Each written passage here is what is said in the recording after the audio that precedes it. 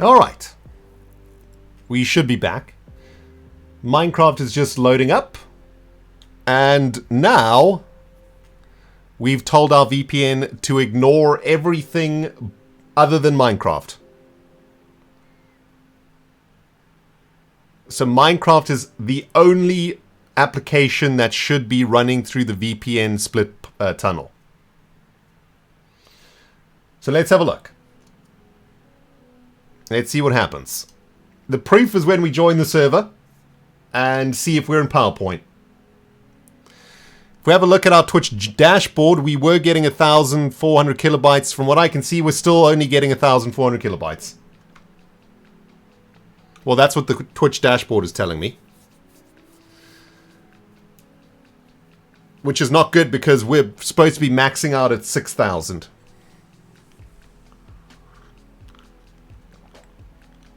A 1,400 kilobytes should be enough to stream, though. You know, that's 1.5 megs a second, so it should be enough. Right, dudes, are we in PowerPoint presentation mode or not? How are we looking? No PowerPoint? What?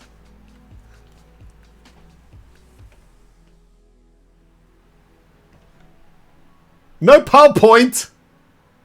Obi, we fixed it, boy. We fixed it. We fixed it, my boy. We fixed it. Okay. Excellent. Well, that only took 2 days of troubleshooting to solve. Alright, excellent. Well, that's great news. That's great news. Good stuff, dudes. Well, listen, we need to play a bit, right? To see if this is actually going to hold up. Also, where's all my stuff? Let me get my crown on. I'm feeling naked without my crown on. There we go. Yeah, that's better. Been a bit of a stressful week, everybody. Not gonna lie. Very far behind on this week's episode. I was far behind last week on last week's episode because of this problem. However, this time last week, I was about 70% into the episode for Sunday. This time this week, I'm 0% into the episode. Which is a joy. However, very pleased to see that some things seems to be working a little bit better. Tell you what, let's chop down some mangrove and just hang out a little bit and see what happens with the stream. I want to monitor the performance over here. By the way, if you have a build in mind to use mangrove wood, change the wood. Okay? Just take my advice on this one. Take it very seriously. Change your wood. Don't use the mangrove. It takes forever to collect. This is probably, I don't know, like 3 hours of chopping for like 3 shulker boxes of mangrovia. It's a pain in the butt to collect, my dudes. We need some of it, though. On Tuesday, we started working on the Crassel Vault / Warden Pit. Actually ran out of mangrove, if you can believe it or not. We did a lot of work last stream, but I tried to get the walls of the vault finished, but ran out of mangrove. So we're back in the swamps, collecting. By the way, guys, thank you so very, very much to everybody out there. For coming on Tuesday and today. I realized Tuesday was a difficult watch. For those of you guys who, I mean, I was looking at the stats, and we had like 1,000 viewers for the entire Tuesday stream. 1,000 of you maniacs watched some weird South African man play Minecraft in PowerPoint. I mean, it was unwatchable. Let's be fair. You know, I went and watched the VOD. Unwatchable. I mean, you're talking about like 30-second delay between frames. And it kind of blows my mind, man. There was like 1,000 of you who just sat there listening to me. Stressing out for 3 hours. So thank you, everybody. I appreciate you very, very much. I'm glad that we seem to have hopefully got this jazz up and running now, which is fantastic. Things seem to be working now, which is good. By the way, guys, want to take a moment to say a big shout out to Realgar for the 37 months. And Realgar says, Prog Vegetal Streamer. Might want to compare notes with Iskal and Corrales later as well. They use NordVPN as well. True. Yes. I know that Iskal and Corrales have similar issues and some of the other hermits too. Dudes, don't worry about it. Rending it and now be on the case, babies. Okay? I've been talking with Azuma, talking with the Hermitcraft server admins. And we're going to try figure out a solution because at the moment we've got to the point where there's quite a few hermits that are struggling with their connection to the server. We need to do something about it. And I'm going to spearhead that mission. Whatever it takes, however many hours I have to spend, however many times I have to smash face into wall, I shall do it for the greater good of the hermits and for myself, of course. And hopefully we can get to a point where all the hermits can connect to the server without issues or whatever. You know, it sounds like, at first I thought to myself, well, it's got to be like kind of simple, right? Just to make a Minecraft server to get, you know, 24 people playing on it. Can't be that difficult, right? That's what you would think.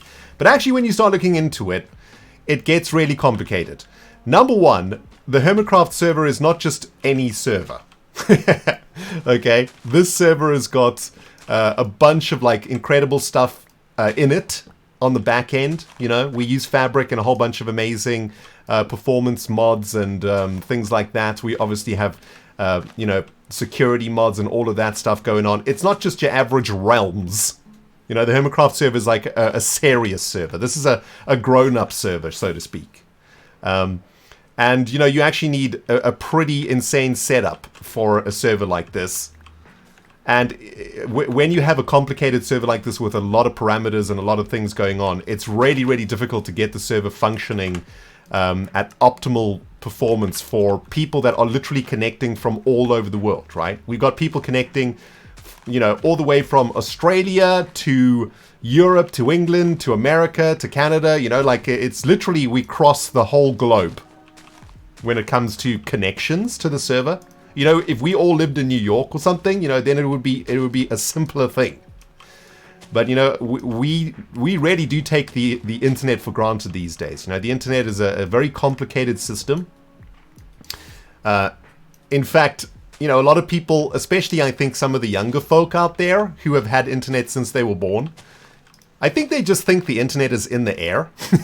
You know, it just exists. Just like the rest of us think. I mean, look. For those of us who are around at the beginning of the internet, right, or before the internet, if you asked yourself, like, well, what is electricity, right? You would just think, oh, well, electricity is just a thing that we have, you know? And until you go to school and you learn about electricity and whatnot, it probably feels a little bit like electricity is like a magic, you know? It just comes out of nowhere somehow. And I think the internet can feel the same as that, right? Like, it just happens. But the internet is mad. You know, if you actually start looking into the structure of the internet, it's absolutely insane. Hold on. You know what? We're gonna take a look at this because I'm curious. Internet CMap. Let's have a look here. Yes. You know, so we think about the internet as this like super advanced communication system and whatnot, and it certainly is. But at the end of the day, wait, this isn't a very good picture. Let me find a better picture for you guys. Because this is fascinating. This is really, really fascinating.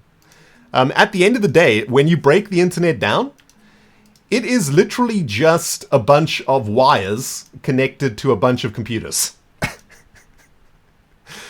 You know, that's literally what the interbubs is, my dudes. It's a bunch of wires connected to a bunch of computers. Which is pretty insane. Here we go. This is a good example of it, right? So check it out, dudes. This is the interbubs. Okay? We're all connected to one another via cables, literally fiber optic cables that run under the ocean.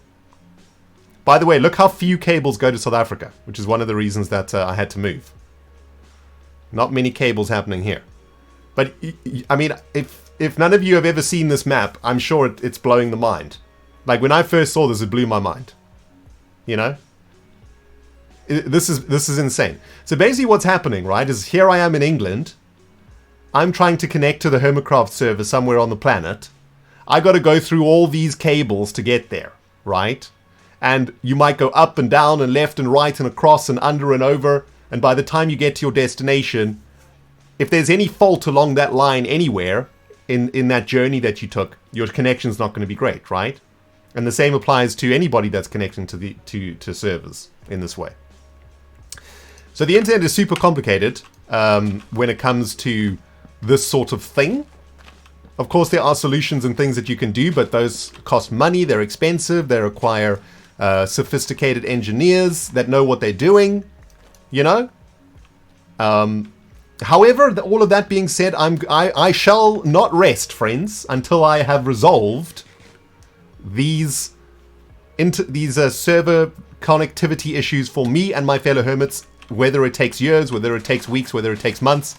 I shall not rest, my friends. I shall make it happen. And in the history of Hermitcraft, King Rendog, first of his name, shall be remembered for fixing the internet of Hermitcraft.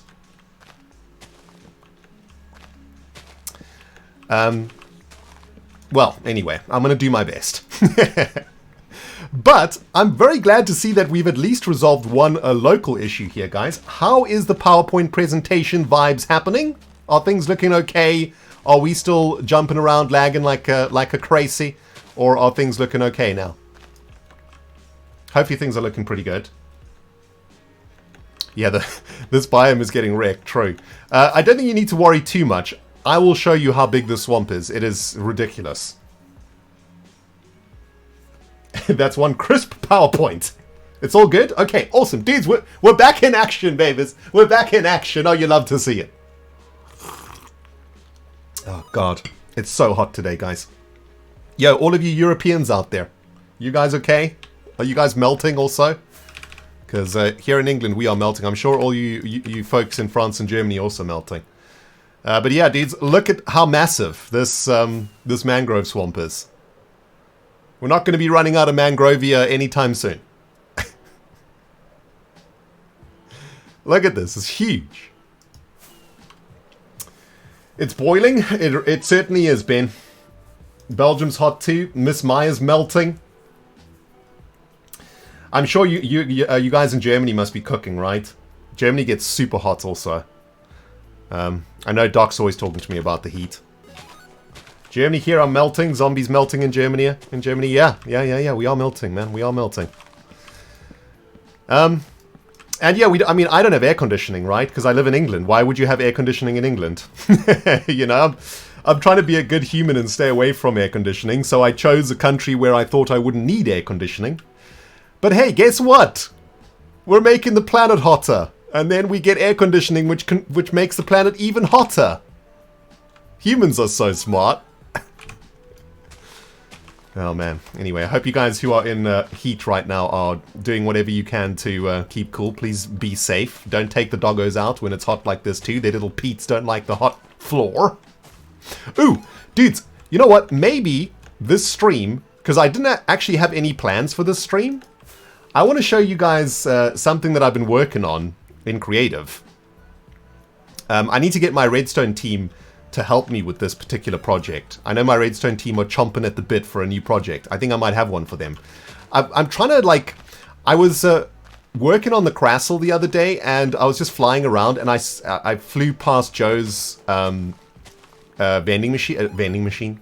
machine. It's so cool. And it kind of inspired me. I was like, man, I wonder if you can make like a small arcade game in Minecraft. By small, I mean, you know, maybe like a 20 by 20 or something, with like an interface and stuff, where you could play like a very arcade-ish type of game.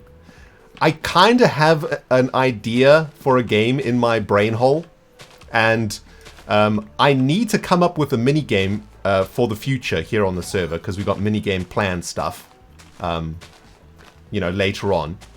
And I'd like to make like a really cool 2-player game that uses redstone, of course, but is also like super intuitive, has some sort of like automatic reset system and all of that good jazz.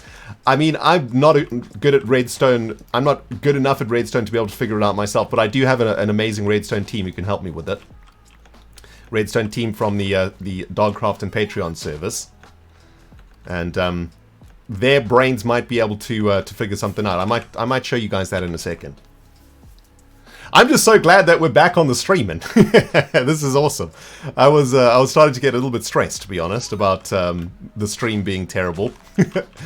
I do apologize for Tuesday, by the way, guys. That was a really terrible stream. Like, probably the worst stream we've ever done, just from a visual perspective. Just awful. I mean, really bad. Anyway, dudes, the notifications be beeping away in my ears, and that's because Reptil's gone absolutely insane over there with a 20 gifted subs to the community. Reptil, my dude, what you doing? Thank you, my friend, as always, for your support here on the channel.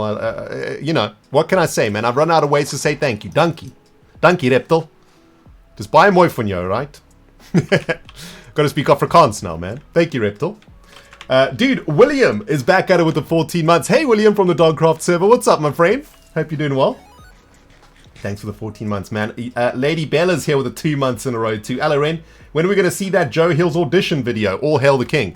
Dudes, I can't wait to show you the Joe Hill's audition video, man. Like, listen. I'm really behind on today's, on this week's episode because of technical stuff. I'm hoping to try get you the video done by Sunday, but it's not looking good at the moment. Definitely will be in the next episode, though. Might not be this week, but definitely in the next episode. What else did I miss? Winter 83. Dude, 2 months in a row. Thank you, my friend. Appreciate it. And Nuclear Robo Reactor. 11 months in a row. Thank you so much, dude. And Yellow Meanie's here with the 26 months, too. Jubilant, shout out to you again. Vijo's here with the 37 months. Yo, Vijo, I haven't seen that name in a while, my friend. Hope you're doing well. Thanks for the 37 months. And Reptil, thanks again, dude. 20 gifteds. Whew, baby. Thanks, man. Okay. Let's get some more mangrove in the face here, my dudes. Yeah, so I'm kind of excited about this little mini game thing that I've been working on. I mean, to be honest, what I've been doing for the last couple days is fiddling with this this mini game I'm trying to create, mostly because I couldn't get on the Hermitcraft server. So I just got into creative and started, you know, trying to figure out some redstone stuff. I mean, I really enjoy redstone. It's probably one of my favorite things to do in the game. I still want to take some time out of my life to actually learn redstone correctly. I haven't quite found that moment, but I don't know, maybe in between seasons next time I might spend that time just learning redstone, just getting a little bit better, like not learning it like a professional, you know, but understanding all the circuitry and all the basics and all of that. Because I do very much enjoy working out redstone stuff, and I do work things out, but they're generally like it's generally super janky redstone, unfortunately, that ends up like not being very efficient and stuff. But hey, if it works, right? We got a saying around here, my dudes. It ain't pretty, but it works. Speaking about maniacs in chat, guys, Shadow Panther once again with the 20 gifted subs directly to the face hole. Shadow, dude. What you guys up to, man? The Patreons and the Dogcrafters coming out to play today. My goodness. Thank you, Shadow, dude. 20 gifted subs to the dogs in the community. Beautiful, beautiful, beautiful. Thank you, my friend. Shadow up there. #1 sub gifter this month. And has been #1 sub gifter for many, many, many months here. In my community. Thank you, Shadow. Don't know what I'd do without guys like you, man. Thank you. You guys are the best. Yeel with the 4 months in a row. Welcome back, dude. Welcome back. Right. Let's just get a little bit more mangrove here, guys. I think I need like a shulker box of mangrove. That's all we need for the remainder of the King's Vault build. Let's have a look. How much do I still need? I need like 5 stacks. All right. Let's do 5 stacks of mangrove, and then we can just quickly jump into creative. I'll show you guys this cool little game that I've been working on. It's one of those situations, though, where I have a feeling it's not a very good game. And the reason I know this is because this is basically how my brother and I function since we were children. This is how we have functioned. Pretty much standard practice for a holiday when I was a kid with my little brother was we would make a board game of some kind, right? A good example of this is one of the very first board games we ever created together was called Riskopoly. And, well, it was a fusion of Monopoly and Risk. It was a sweet name for a board game, you know, ultimate fusion of two of the most popular board games of all time. But what we tended to do was make the rules extremely complicated. And so complicated, in fact, that only we could understand what the heck was going on at any one time. And we'd also literally change the rules on the fly, right? So, say, for example, I'd make a move, and that move would be disadvantageous for myself. I would just change the rule. I'd be like, no, that's not great. From now on, whenever I move one of my pieces through Africa, I get $100 or whatever, right? You just like make the rules up to suit yourself, right? You don't like actually go through any A/B testing of any kind. If you feel like you're losing, you just change the game so that you're not losing. That's basically amateur game development, right? Anyway, I know this now that I'm old, and I try not to do it, but you still do it, you know, when you try to create games and stuff. And I think I might have overthought this game last night. I was on it for quite a few hours last night trying to figure things out. And when you're trying to create like a game like this, you end up playing yourself, right? And it's quite difficult to, you know, understand if the game you've created has any worth or is fun when you're playing against yourself, right? Like imagine playing chess against yourself, right? It's difficult to feel what it feels like to have an opponent, which I think is a very important part of game design. Like, you need to feel something while your opponent is doing their stuff, right? Like, your opponent's moves or your opponent's thoughts or your opponent's reactions to what you do needs to be like an emotive feeling that happens in your stomach while your opponent is playing their move. Because that's what keeps you hooked, right? That's what makes you want to take your next move.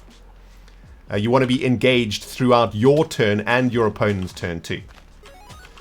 But it's difficult to tell whether a game you've designed is doing that if you are the opponent as well as the player, right? Yo, what you doing? Thank you for the biddies, my friend. And Peanut Gallery.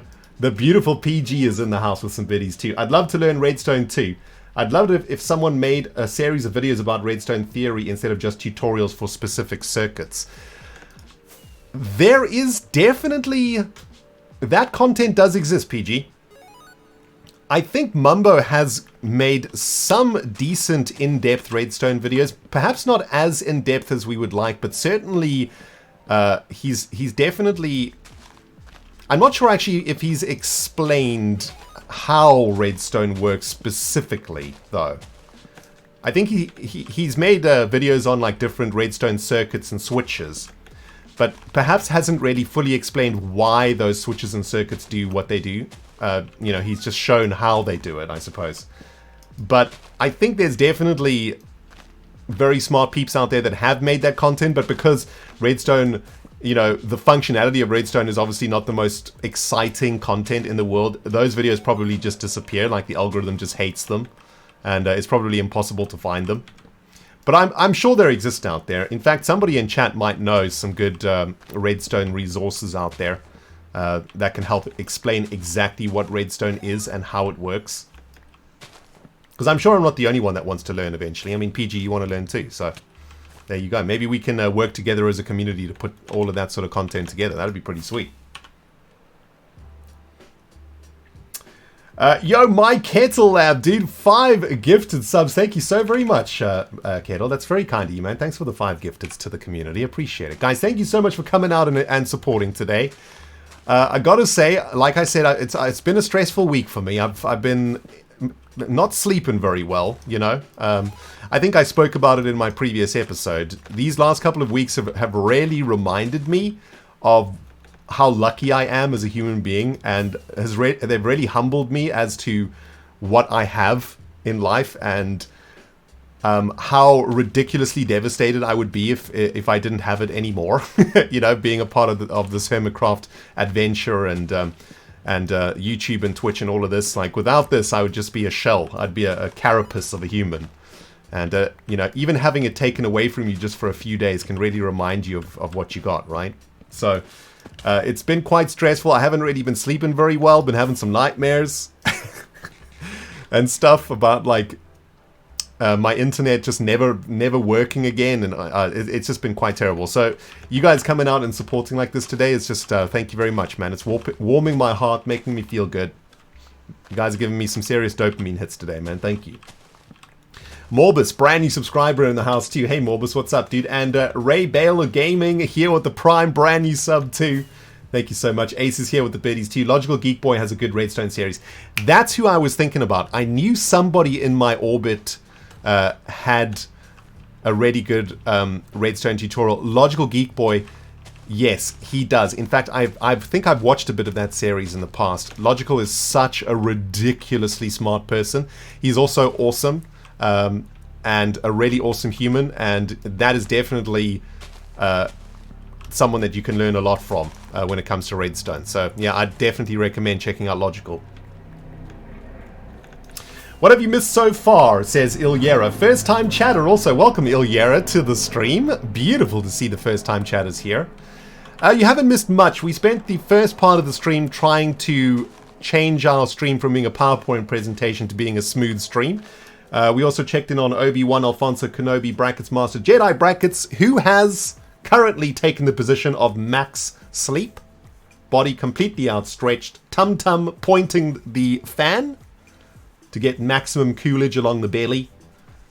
And that is a very, very sleeping dog. My goodness. Please remind me also, guys, we need to feed Obi at 4 p.m. GMT, which is in currently 25 minutes, alright? We've got to give him his dinner. But yeah, we've also just been cutting down some mangrove here to collect resources for the vault at the King's Castle. And that's it, man. We've just been talking nonsense also. So, what's new? Welcome to a rendog stream. Max belly coolage for the win. Exactly. Exactly. Oh, man. Anyway, how many? We wanted what? Like another 4 stacks? Okay, I think we're almost there.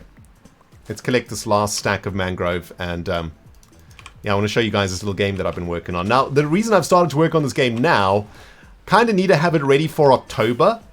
Which I realized is just around the corner now. October is not far away, and well, when you're working on like big Redstone games, you do need to start working on them pretty soonish, because they are very complicated. You need to do a lot of testing, especially if they're a multiplayer game, which I'm planning to make. So the sooner I start working on this game, the better.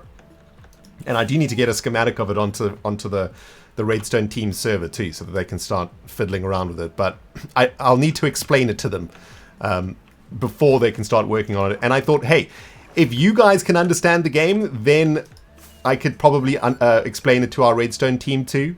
If you guys can't understand the game, or if I can't explain the game, then it's probably a terrible game, basically.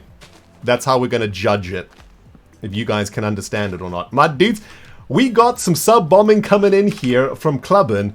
Dude, thank you so much, Club. That is very generous of you, man. 10 gifted subs directly to the face hole. The Chihuahua and I appreciate it, my friend. Thank you very much. Thank you for the support. We got Pointy Noggin here also with the biddies. Thank you, Pointy Noggin. And Club is also here with a tier a month. Brain, mouth. Can we reconnect, please? Via the undersea internet cables. Club, dude, thank you for the 2 months in a row too. We would watch you if your camera turned into a potato. Thank you, my friend. That's very kind of you, man. Toby Tossed here is with the biddies. Also, can't believe Star Wars character Obi-Wan Kenobi was named after your dog. Badass. I know, right? George Lucas stole my awesome name. Unbelievable, man. Morbus, thank you for the brand new sub too. If I didn't call you out there, appreciate you, dude. Right, we need like another 18 or so Mangrovians. And then we're done. Thanks, Club, for them 10 gifteds. Thank you again to Kettle for the 5. To Shadow for the 20. And to Reptile for the 20. Dudes! All of you today pushed us over 800 subscribers today, man. That is amazing. On this channel, we tend to try and stick around 750 subs in a month. That helps to pay all the bills and everything, and helps to keep us going here. So if we're on 750 subs, that's where I'm happy. Anything over 750 is just a bonus. You guys just being super generous. So thank you, everybody. That's pushed us over our threshold, and I do appreciate it, guys. Gonna help me keep this this Chihuahua cool during the summer. Look at that, man. Look at the state of that dog. The body is twisted into a 90-degree angle. The schnoz has been lifted above the shmush, the shmush zone. Usually the schnoz is shmushed into the side of the dog basket, but I think because it's so hot, the schnoz is now floating above the shmush zone with full tum-tum exposure. Still, he hasn't moved, has he? It's just stone cold. Green on the server. What is happening? G. And who else are we hanging out with here? Zuma and ZF too. Nice. Very nice, my dudes. Okay, that's going to do it for the Mangrovians. All subs and bits are for Obi. Okay, that's fine. Deal. Right, is that enough Mangrovia? Dang it! We need like 46 Mangrovia? No. 50. Wow, maths. 50 Mangrovia left. You know we can't leave until we have all the Mangrovia, dudes. The OCD brain is not going to allow it to happen, I'm afraid. So let's just do it. Keep on going.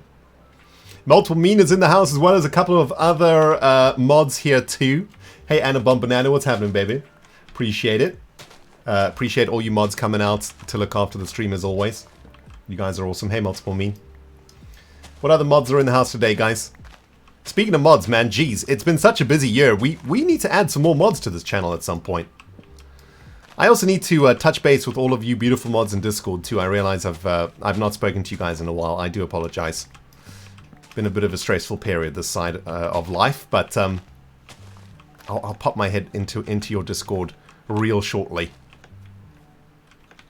Hope you guys are all doing well out there, man. We got Peanut Gallery here too, of course. Hey, PG, what's happening, baby? Matt King's in the house too. Yeah, Matt, I saw your message a little bit earlier on. Did I not call it out? I might not have, but hey, Matt, hope you're doing well, my friend. Hope you're not cooking too badly in this heat today in the UK. Jeez.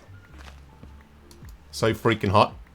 Had to take the Chihuahua for a poops, because we usually go to, we have like a, I guess it's like a little park, but it's basically just a bit of grove. I call it the grove because it's an old, like, chestnut grove. There's about 15 or so, very large chestnut trees in this little bit of land.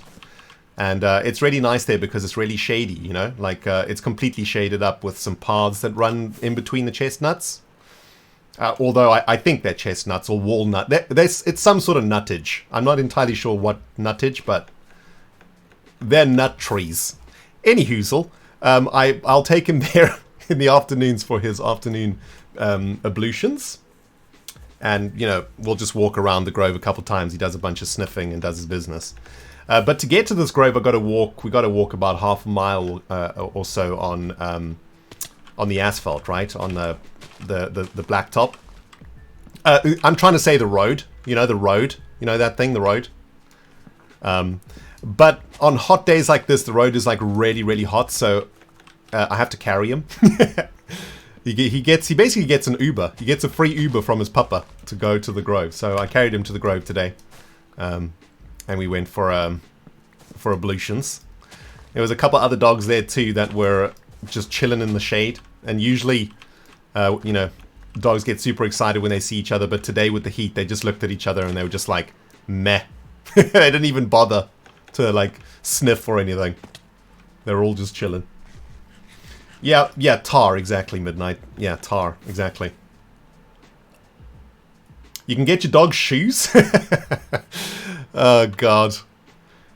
I suppose. Yeah, I suppose we could get doggy shoes. I don't think he'd be very happy with that, to be honest. He's not a big fan of stuff being put on him, you know? He's quite an independent little doggy. Like, he doesn't really like being manhandled too much, or he doesn't like being fussed too much, which is why I like him. He's exactly like me, you know? Like, I'm a human that doesn't enjoy too much fussing. I don't like being fussed over. I don't like being, like, prodded or touched or stroked or anything like that, you know? Bit of a hands-off type of person. And I think my dog is exactly like me, so that's great. We're a match made in heaven. Oh, man. Doc Crocs. Oh, I've seen Crocs for cats, actually. Should be illegal, to be honest. Poor kitters, man. Who would put Crocs on a kitters? Outrageous. Yo, Wimbu, thank you for stopping in, my friend. We see you again real soon, okay? Yo, Kettle, dude. Insane generosity with the bits to the face. Thank you, dude. And that's just some pride love over there. Thank you, my Kettle. Appreciate that, man. Awesome. We also got Saturn Bots here with some bits too. Thank you very much, Saturn, as always, for your support on my stream. You know I appreciate you. Saturn says, I hope E-Dubs is teaching you the very cool Twitter terms he's been learning because all of your characters are very skunkly. Are they? That's a good word. Oh, man. Okay, so that's a shulker box of Mangrovians. That's what we needed. Excellent. Dudes, do you want to quickly jump into Creative World? I want to show you this game that I've been working on, all right? Just for funsies. We'll go there for a few seconds, okay? Well, it'll probably take more than a few seconds. But let's head back to the Hermitcraft real quick. We'll hang out with Rosie for a second. And hold on. Let's just turn that off for a second. Don't want to leak any, important information up in here, my dudes. I got lots of Minecraft worlds on the go. Don't want to do any spoilers. All right, so we're hopping into just a creative world. I think this might have been the world where I was working on. Oh yeah, I've been working on a pretty cool thing here, actually.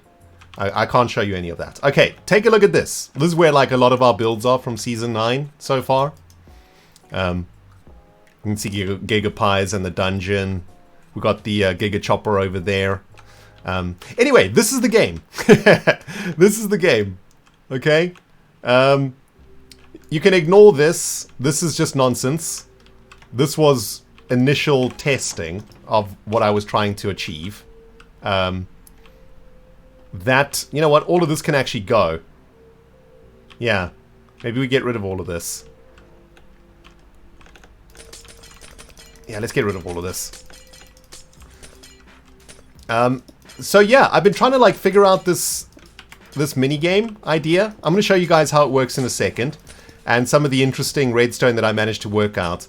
I'm pretty sure there's like better ways to do all of this. However, one of the things I enjoy most about redstone is being really terrible at it and trying to work out things myself. And I think basically I basically end up just making my own circuits that are probably ridiculously inefficient and awful, but they end up working, which gives me a lot of satisfaction. And, in my opinion, like, that's what redstone is about, right? It's kind of like Lego for adults, right? Like, you got to dig into the box of Legos, find the right pieces to put them together, and, you don't really know what you're doing, but if you manage to get it working and get it functioning, it just feels so dang good. That's what redstone is to me, man. Okay. Let me just clear out the inventory over here, because we do need a clean inventory for this. And, yeah, I hope you guys enjoy this little experiment that I've been running. It's pretty cool. Okay, so this is the game. Let's go full screen, shall we? I don't have a name for the game yet, but the game is going to take place inside of a chest. Okay? So the chest is kind of... So basically what I'm trying to do here is create kind of like an arcade game, right? So you know, you go to the arcade and you play like an old school arcade game. That's kind of what I'm trying to play. It looks complex, says Haley. Dang it! It's supposed to not look complex.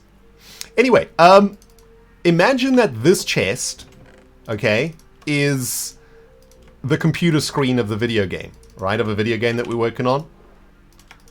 Let me just reset all the pieces here. This is like the screen of the game, okay? This over here, this chest is the screen. And we are going to be playing inside, like, we're going to play the game on the screen together.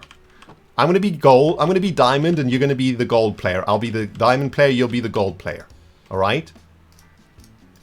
This has kind of got like chess vibes to it. But it also has vibes of another game that... wait a minute, where are all the bits? Hold on, I have to reset the game real quick. I watched a documentary on Netflix about this game called Go. Have you guys seen this documentary? It's pretty awesome. I didn't actually know about this game called Go, which is like a very, very popular game in Asia. It's like bigger than chess, I think. And I watched this documentary about Go and I was like, man, that game is so cool. It's like, it's really in-depth. It's very simple to understand, but also like really in-depth to play well.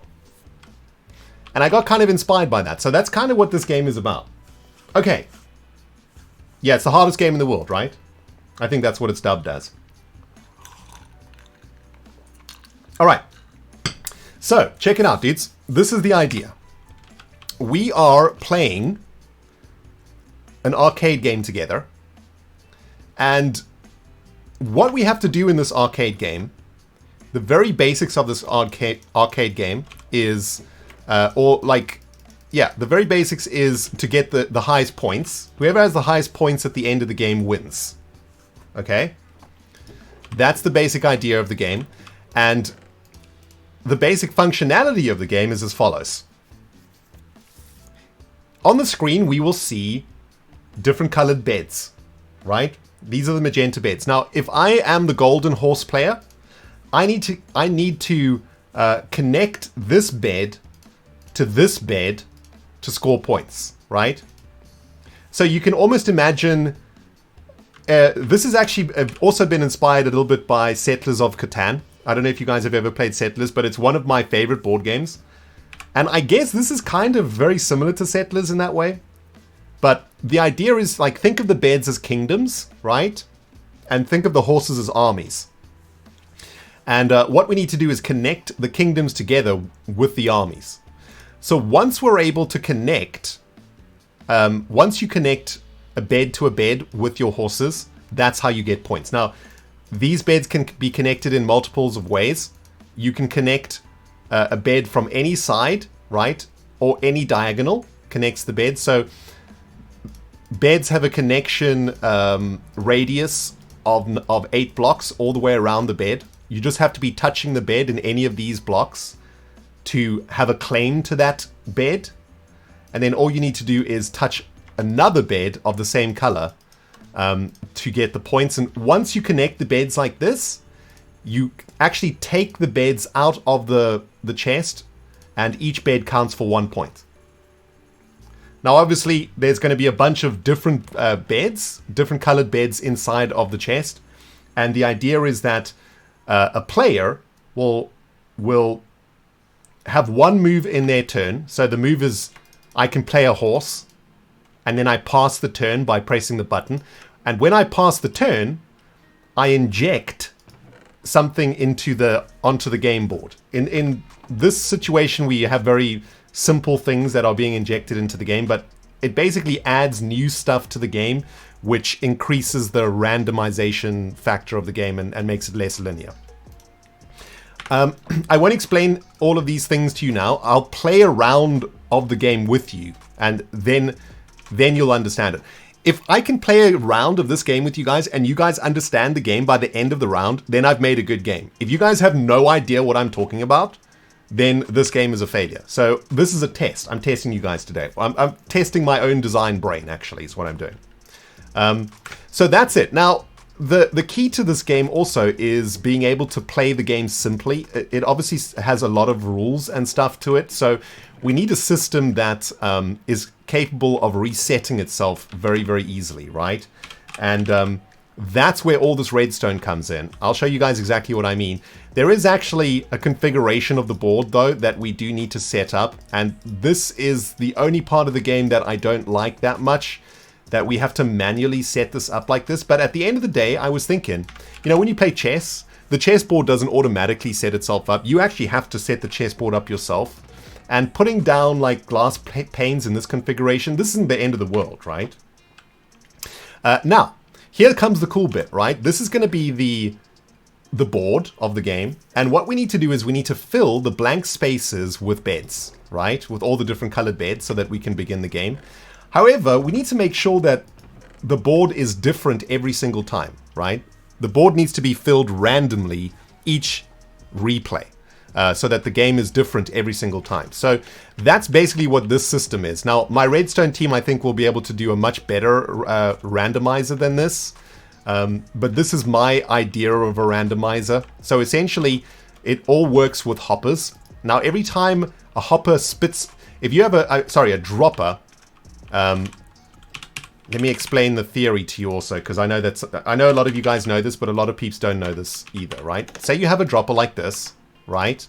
And say you have some beds in it. The way that a dropper works is that it will dispense, or it will drop a random item every time it receives a redstone signal, right? So it doesn't it's not like a hopper, which a hopper will deliver items linearly, like in a line. Whatever item comes next, the hopper sends. A dropper is basically a built-in randomizer. Every time it receives a signal, it's going to get a different colored bed, right? It chooses one of the spaces inside of it. It randomly chooses one of the slots. So you can use a dropper to randomize things in Minecraft, which is great. So what we have here is we're basically going to fill the droppers with the beds that we need for the board. And those droppers are then going to pulse the beds into a water stream, which is our... So we've got two levels of randomization here. The droppers are going to randomize the beds coming out of them. Then the beds are going to travel up the water, which isn't soul sanded. This is just normal water at different speeds, because the speed in which droppers spit items out variates. And so beds are going to flow up the tube at random speeds, and thus when they hit these hoppers, they're always going to hit these hoppers at a different configuration. These hoppers are then going to feed a second set of droppers over here, and these droppers are then going to randomize again, and then we're going to randomize a third time, right? So we're basically randomizing 4 times. We have droppers randomizing at the bottom, the water stream randomizes, we have a second set of dropper randomizers, and a third set of dropper randomizers, and that will eventually end up in the beds arriving on the playing surface in a completely random order. I shall show you how it works. So I've just used these redstone lamps to indicate when I should push the buttons. While the lamp is on, the shulker box is feeding the droppers over there. When that goes off, I can hit the first button. That is going to start our second randomization process. There we go. The droppers are randomizing the beds. And while that lamp is on, the second randomizer is being filled. When the lamp goes off, we can then move the items to the next randomizer. There we go. So we'll hit the next button. Now, there we go. We got a second set of randomization happening here, right? Those droppers are spitting out the beds in a random order. And the torch has gone off, so we can hit the last one. And this is the fun one. Now we're randomizing onto the board itself. And here come the beds. Every single time the beds get added to the board like this, they'll be added in a different configuration. And that ensures that our game has a random play, what is it called? A random base set every single time we play, right? So there we go. That's what all that redstone is. I need to feed the chihuahua real quick though. So let me get, oh my goodness, dudes. Look at the state of that. I think that's the first time Obi has slept on his back on stream for you guys. He must be absolutely boiling today. So we have adopted lying on the back with all legs splayed open position, face smushed into the side of the dog basket, with belly fully exposed to the air. Oh my goodness, wow. Okay, let me get some food into the Chihuahua and then we'll take this game for a spin, alright? And maybe, I hope, I'll just send the VOD to my Redstone team. I don't know if they're watching at the moment, but yeah, hopefully we can work together to make this game something awesome. But yeah, let me get some food in this dog's belly, guys. Obi, my boy. Dinner time. Come on then. As you can see, he's very hungry. Alright guys, be back in a second. Come on, boy. Come on.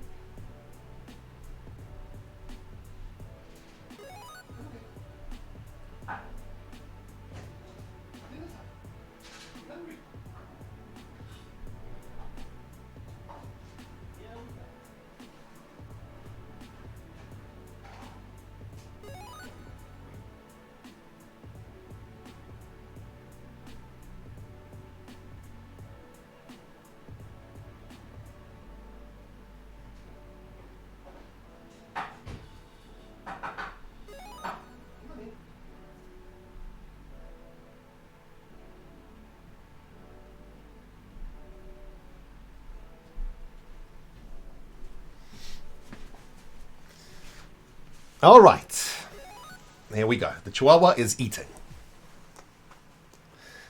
Okay. Dudes, let's play this game. All right. And hopefully this demonstration will make sense, and hopefully we can work out some of the kinks to the game. Okay, so let me explain the rules here of this game, right? We've had a look at the setup of it. Let's just get a horse. Get a couple horses so that I can explain what's happening here. Okay, so the rules of the game is that you can place a horse once a turn. You may place your horse only on a glass pane. Okay, so the glass pane is where the horses go. When you place a horse on a glass pane, if you have connected beds, you claim those beds. So I don't know if you guys can see this. This is a very, very good start for whichever horse is going to start, because say I'm the gold horse. If I place my horse here, I have connected the pink bed to the pink bed. So I get the pink beds, and I've also connected the red bed to the red bed. So I get the red beds too. That was an excellent first move for the gold horse. Diamond horse's turn next, and if we have a quick look on the board, there's one connecting color here, right? These white beds connect, so the gold horse or the diamond horse might go there to collect the beds. Now, of course, the whole goal of this game is to connect these colored beds and receive the rewards at the same time, or at least to collect as many of the colors as possible.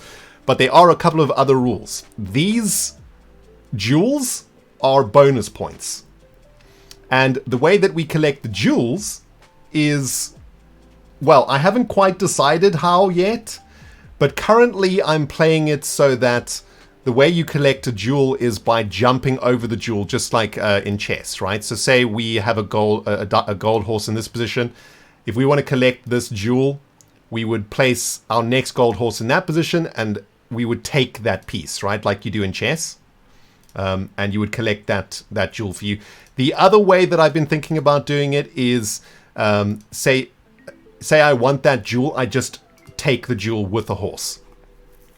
This is interesting because it means that the only way you can get horses on non-play squares is through the jewels. And the reason that is interesting is because, of course, the goal here is to try and connect the beds with our horses by making roads with the horses, basically, right? So check it out, right? Let's just get a few more of these. We'll reset the game and start again, but I just want to show you guys the rules. So say, for example, we have our horse here next to the blue bed, and we want to collect the second blue bed. we would have to build a road to that bed like this. And the moment that the beds are connected in our turn, we would collect those beds to collect those points. See what I'm saying? So if we allow horses to go on the jewels, then it makes it kind of interesting because, you know, say for example there was a jewel there, you know, something like this.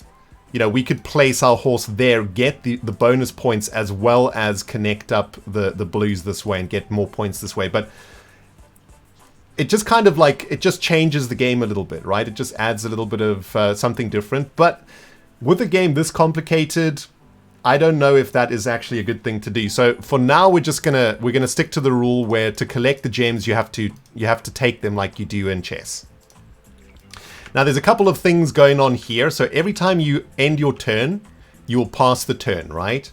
And that will inject something else into the game. So we have a few very simple pieces here. We have the iron bars. These are just like a barrier, right? They do nothing.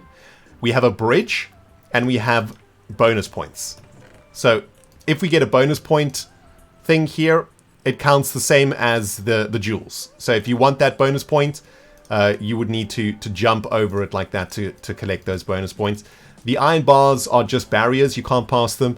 And the interesting thing about the bridge is that the bridge kind of acts like a bridge, basically, for both of the players. So say, for example, I have a gold horse on this side. Hold on. Let me just get some of the other players' pieces. So say we have a bridge here, right? And I've got a gold. Let's make like a wall here, right, of diamond horses. So say there's a wall of diamond horses like this, and I'm the gold player and I want to go through. I can do so by going through the bridge, right? So this counts as both a gold and a diamond horse. Is what, from the rules perspective, the bridge is a diamond and a gold horse. So this is a way that you can cross through each other's paths. Now, the reason that this is important is because there are a couple of bonus points in the game that you can strive towards, and this is where this idea came from Settlers of Catan. At the end of the game, the player with the longest road, or the most horses that are touching, wins a bonus points, which is the chain, right? It's the longest chain. So whichever player can make the longest chain of pieces gets bonus points for this.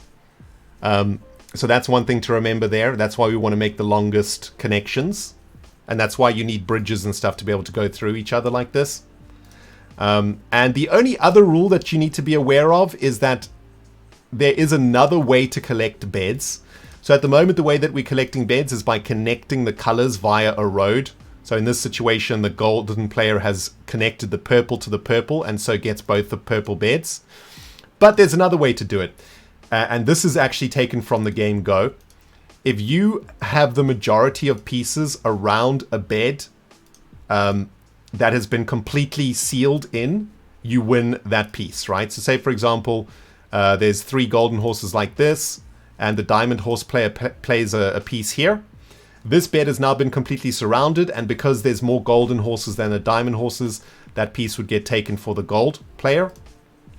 The same thing applies like on the sides here, right? So say, for example, there's this setup here on the board. The golden player can put a golden horse here, and that will take that piece for them. And in the case of a tie, where you have 2 golden horses like this and 2 diamond horses surrounding the blue bed, this blue bed would remain the same. And the way that all of this gets calculated is that either during the game, if you okay, so the way that pieces are removed out of the game, or the way that beds or bonus points are removed from the board, is at the moment a piece is played, that's when the game does a game check, right? So when I play this golden horse, the game checks if I have taken any pieces. If not, then we move on to the next step of the game. At the very end of the game, there is also a final game check where, for example, in this situation here, right? So say, for example, the diamond player passes the turn and bonus points gets added into this slot here, right? say this slot was empty during the diamond player's turn, then the diamond passes the turn, and 3 points gets added into the slot. At the end of the game, there is a final game check where the game will check, okay, these points are surrounded by gold, therefore these points go to gold, right? So yeah, that's it. Like, there were a ton more rules also, but things started to get complicated really quickly, and I decided to just try and make the game as simple as possible. And I think I've come across a configuration that is fairly good from an understanding perspective. Like, it's fairly simple to follow and play. The real question, though, is it fun? That's the question, you know? It's easy to make games like this. Anybody can come up with a game like this. But the game is only worth its salt if it's fun to play. And I guess I don't really know if it's fun because I'm playing against myself. So, like I said, you know, I don't have that feeling of what it feels like to have an opponent in the game. But there's nothing I can do about that now. I just have to, you know, I have to try and figure out the rules first before we do anything else. We're missing an iron bar. Where's the iron bar gone? Did I chuck it over here? Dang it, where's the other iron bar? That's annoying. Wait a minute. Oh, wait a minute. We don't need another iron bar. Okay, there we go. So one of the other problems with the game, of course, is resetting it. I don't know if it's going to be possible to reset this game with redstone. There is obviously going to have to be some manual resetting of the pieces and stuff. Of course, I'd love for most of it to be automated, but for example, this process is probably...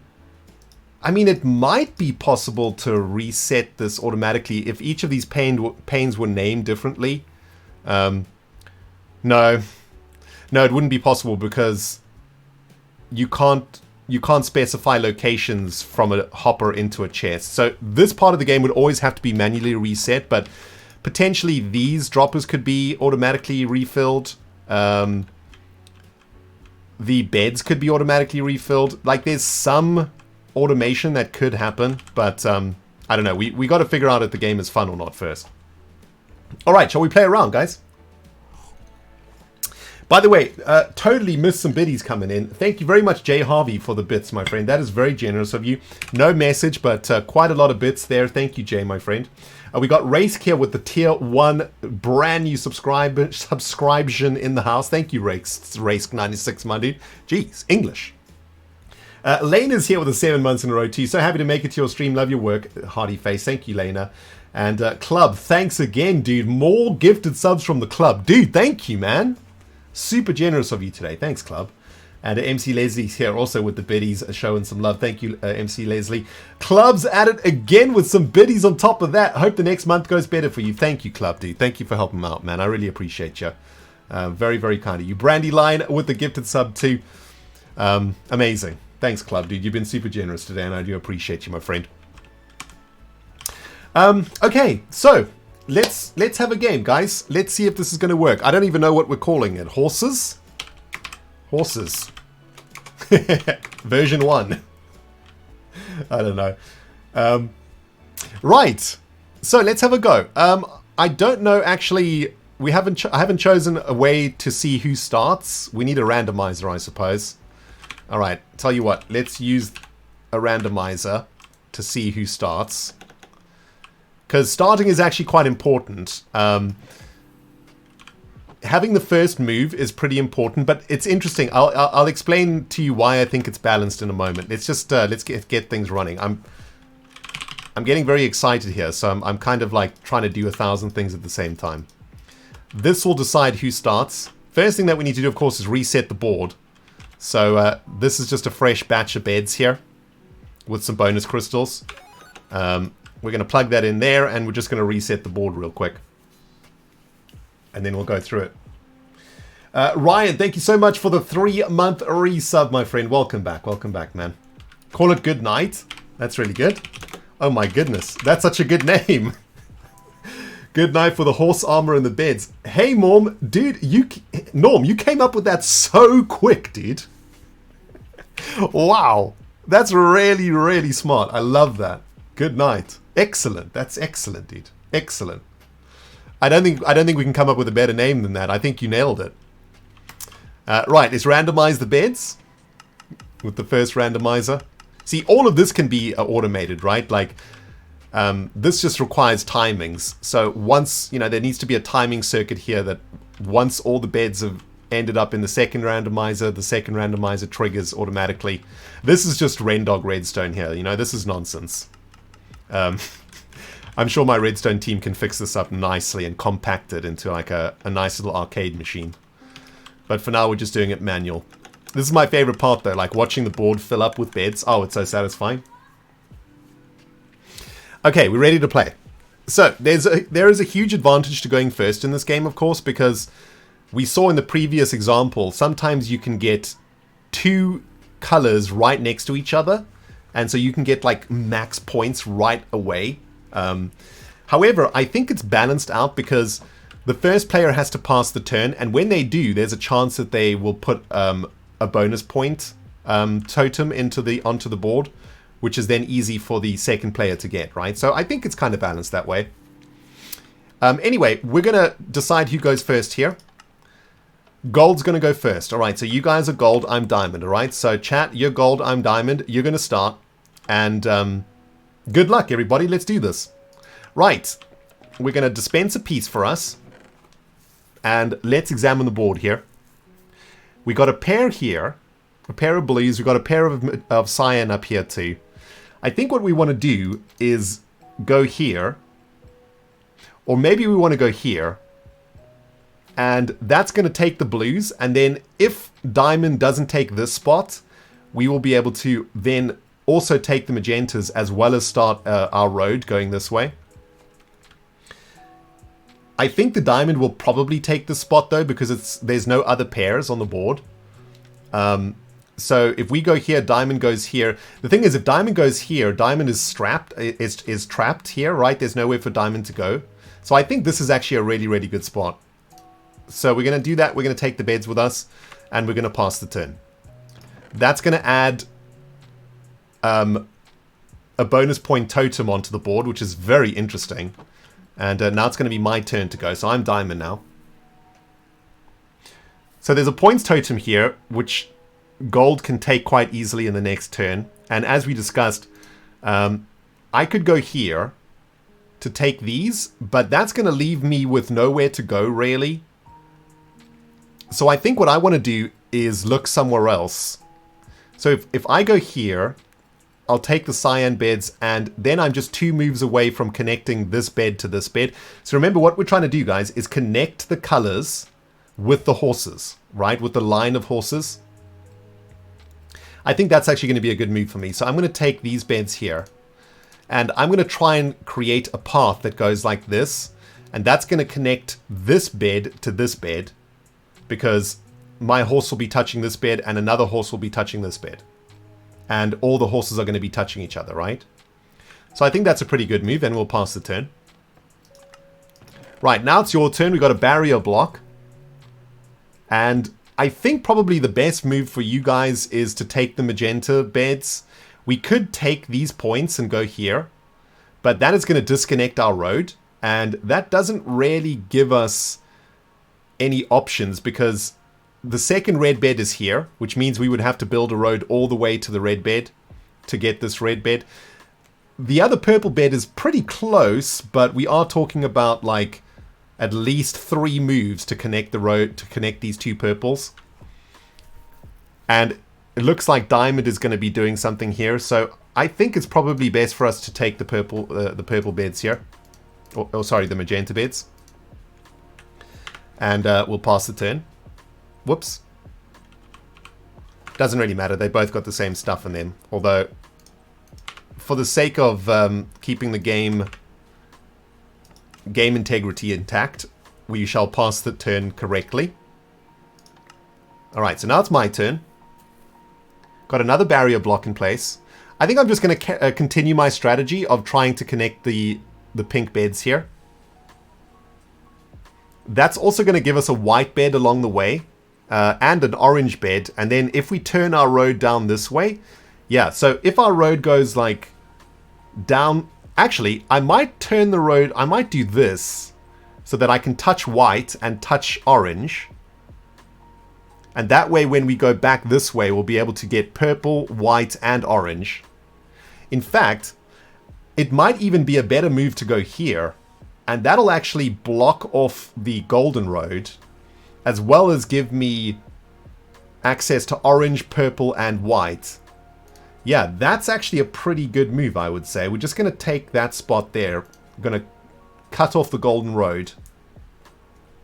We don't get any points for doing this, but we put gold into an awkward position here because the road has been completely cut now. And we'll pass the turn.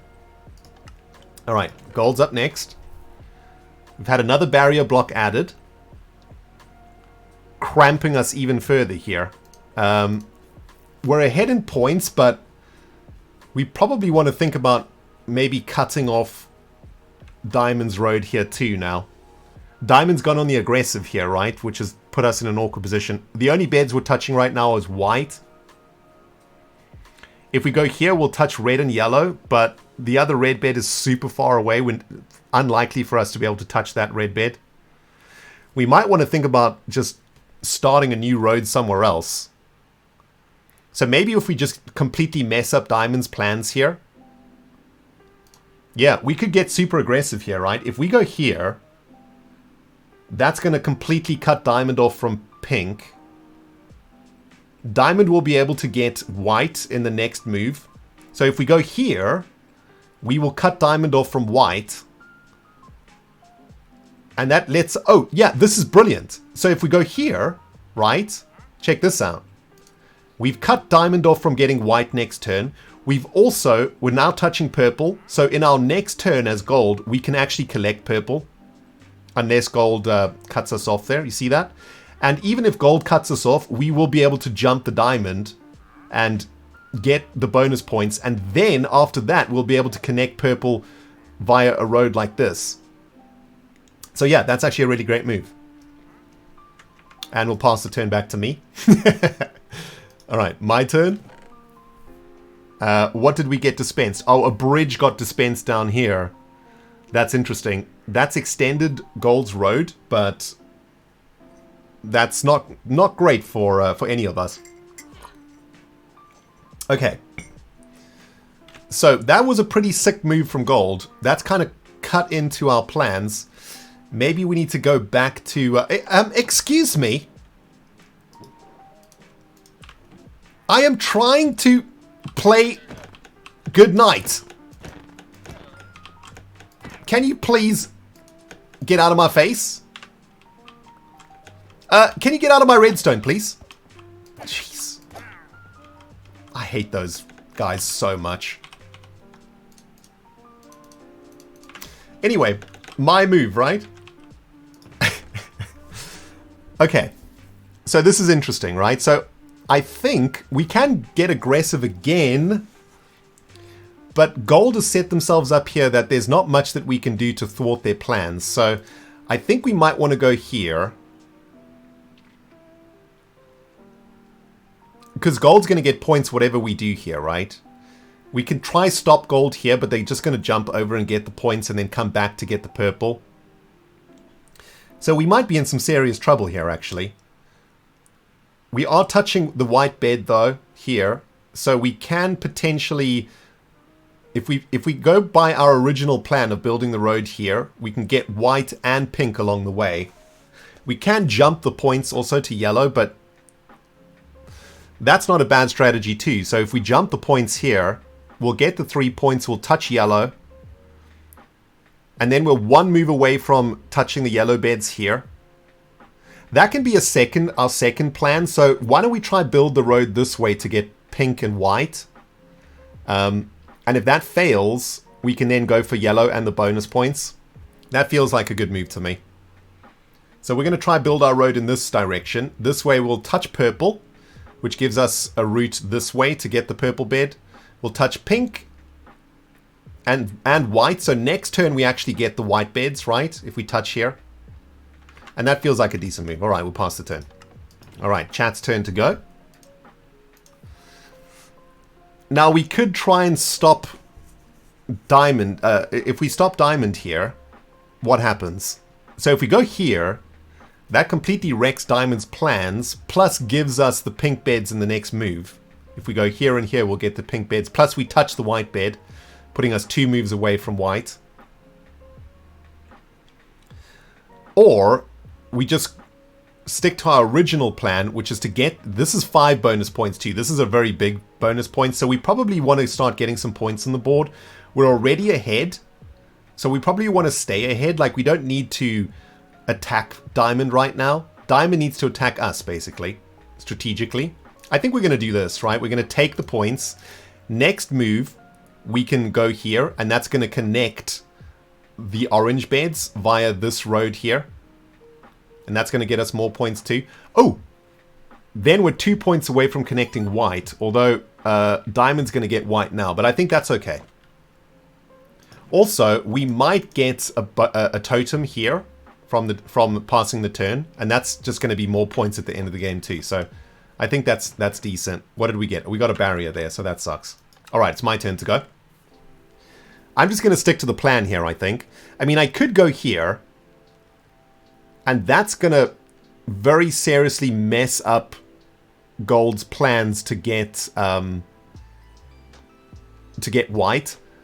And this position is in our path anyway. Like, we're trying to build the road here so that we can touch pink and white. So I think this is a good strategic move in that it's going to secure our road, and it kind of thwarts gold's attack on the orange. Like, gold has to go here now to get the orange beds, right? So I think that's a decent move. We'll pass the turn. All right, gold's turn. So gold can either choose to completely mess up diamond right now by going here. Because if we go here with gold, then diamond can't do anything, right? That's like a super aggressive move there. But I think we're going to stick to the plan. Let's connect the orange beds, right? So now this horse is touching this orange bed. The horses are touching each other here in this road. And these orange beds are connected via the golden road. So gold is going to get the orange beds. And we'll pass the turn. All right. Diamond's chance to go. There is bonus points here. And that is very interesting. What's interesting here is that gold has such a massive opportunity just to destroy us here. So if we take any of these blocks, if we take this block, we're guaranteed to get the white beds, right? Because the roads will be connected here. And I think that's probably the best move for us. Let's do that. We're going to get the white beds now, of course, because the beds are connected by the golden road. On top of that, we also get the purple bed. Do you guys see why? Let's put the orange beds back. And let's take this move again, right? So remember, the rule is that if a bed is surrounded by the majority of a player, the majority player takes the bed. So here, and remember, the game checks on placement. So when you place your piece, the game checks, right? So we place the piece, the game checks. These beds are connected by road, therefore diamond gets the beds. This bed is surrounded by players, and the majority is diamond, so diamond gets that bed. Whoops. Does that make sense?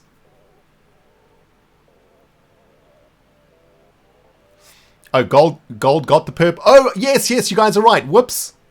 Oh, wow, you guys are understanding the game. Amazing. Oh, that makes me so happy to see. Yes. Okay, let's rewind real quick. Chat's absolutely right. Let's rewind. I can't believe it, man. You guys understand the game. That makes me so happy. So check it out. Gold actually got the purple beds in the last move, right? Because here's the golden road connecting the purple beds. Good spot, guys. Good spot. So gold actually got those. So now if we just do the same diamond horse move, yeah, we're going to get the... whoops, not the pink beds. We're going to get the orange beds for diamond, right? There we go. Wait, you have orange too? Wait a minute. Really? No, you don't have orange. Gold doesn't have orange. There's no 3 road there, right? Like, the golden road is not touching this bed. It's touching this bed, but it's not touching this bed. Alright. Diamond got orange. Okay. Wow. Jeez. Okay. Trying to keep it together here, guys. I don't know about you, but my brain is melting. We're going to pass the turn, okay? Now it's your guys' turn. Let's have a look what we can do. Looks like we got some more bonus points here. We can secure this bonus point by taking it here, but I don't know if that's the best strategy. We probably want to be going for longest road right now too, at some point. And actually, gold has a good opportunity for longest road here. We need to, if we make these 2 blocks golden horses, we'll have a super long road here. But let's see if there's other points available on the board first. I think going here is a good shout. Because, oh yeah, this is a great move for gold. This opens us up to blue, right? So we're 1 move away from the blues. And we are now connected to the lime, which is 1 move away here. So actually, diamond can't respond here, right? Diamond can attack this bed, but then gold can just get the blue. And if diamond attacks the blue, then gold can get the lime. You see that? Where it's, you know in chess, when your rook is attacking 2 targets. So say you get your horse to attack the castle and the queen. The player can only do one thing, right? They can either move the queen or the castle, so they lose one of them. So that move is exactly that from chess. Like, and, you know, diamond almost has to respond, because if diamond doesn't respond, then gold gets both in the next 2 turns. So that's great. We'll pass the turn. All right, diamond's next. Longest road is not looking great for diamond because we've clumped up all of our pieces in the middle, right? We haven't extended them like gold has. But I think we want to stick to our plan here anyway. Our original plan, which was to get pink. So if we get pink here, we're making a decently long road here, but nothing like too fancy, but we're going to take the pink beds here, I think. And I don't think I'm missing out on anything else. At some point, we probably want to stop gold from getting these bonus points here too. We'll do that, and we'll pass the turn. Alright. Gold to go. Diamond is ahead in points by far. But gold is on track for longest road.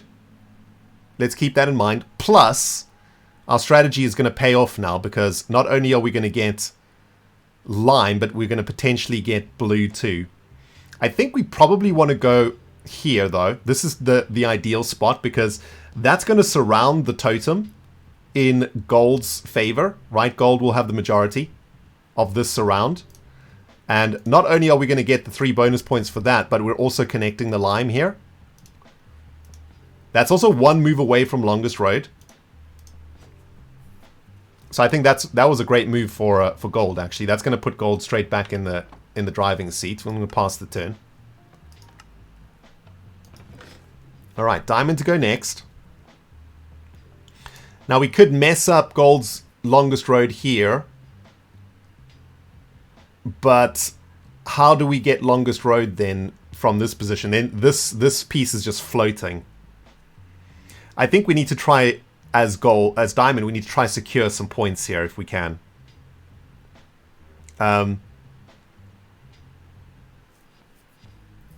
We could try stop gold getting blue, but that doesn't really do much. I think we have to try and get these 2 beds.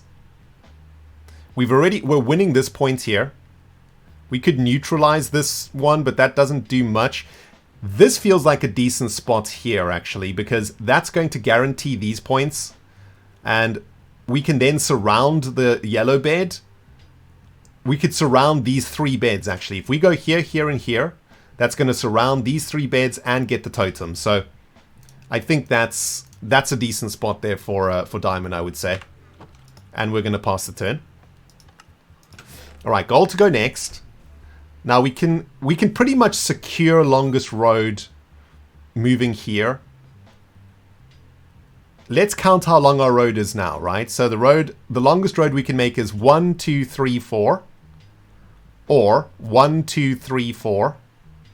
If we play here, our road will be 1, 2, 3, 4, 5, 6, 7, 8. Diamond's longest road right now is 1, 2, 3, 4, 5. So Diamond has longest road right now. We can also go here.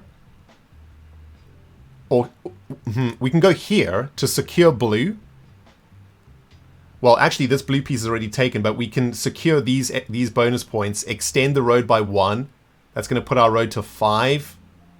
Is Diamond really going to waste a move here to cut out our longest road? Probably not. This gives us the same road length as Diamond. Gets us the points, gets us the bonus totem. Gives us longest road too.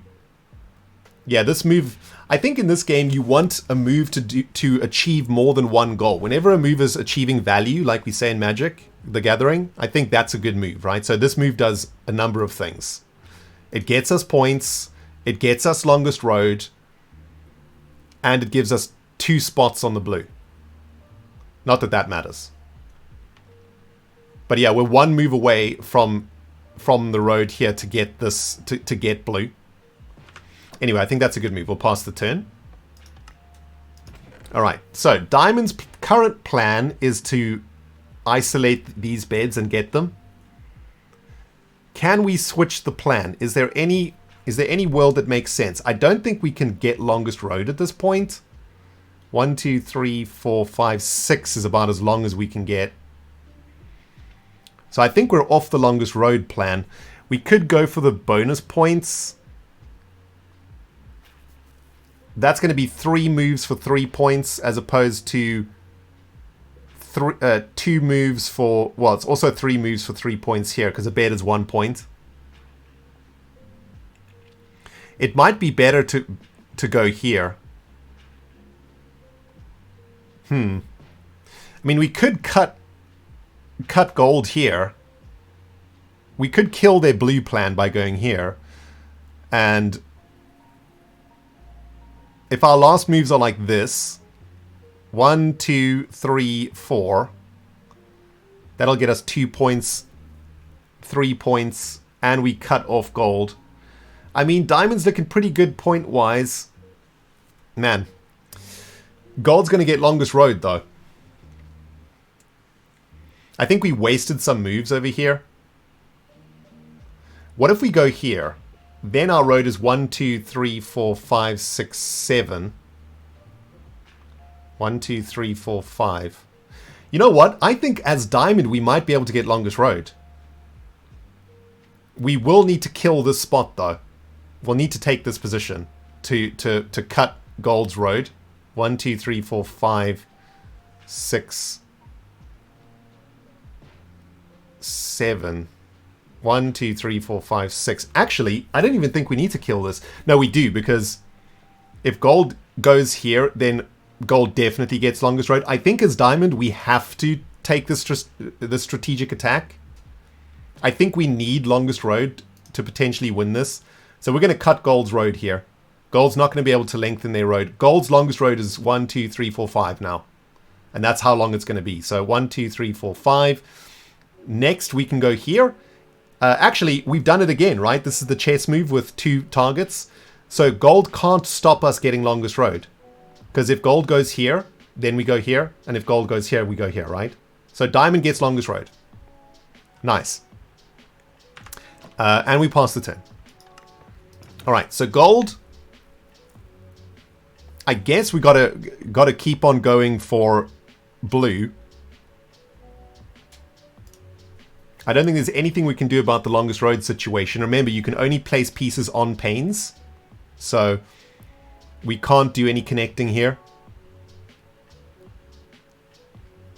I think the longest road ship has sailed.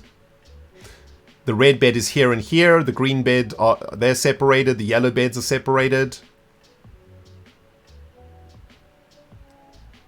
Yeah, as gold, we should have taken this piece earlier on. We got greedy. We should have taken this spot to secure longest road. And that would have given us access to yellow also. So maybe that was we did some greed up here. I think the best thing we can do is just keep on going for points here. So we're going to go for the blue. And we'll pass the turn. All right. Gold's plan is still the same. We got to try isolate these if we can here, right? This definitely gives us longest road here too. That also secures the yellow bed. Even if gold goes here, there's two of us attacking the yellow as opposed to one. So I think that's a good move. Nothing happens from it, but it's just a strategical positioning, I would say. And we'll pass the turn.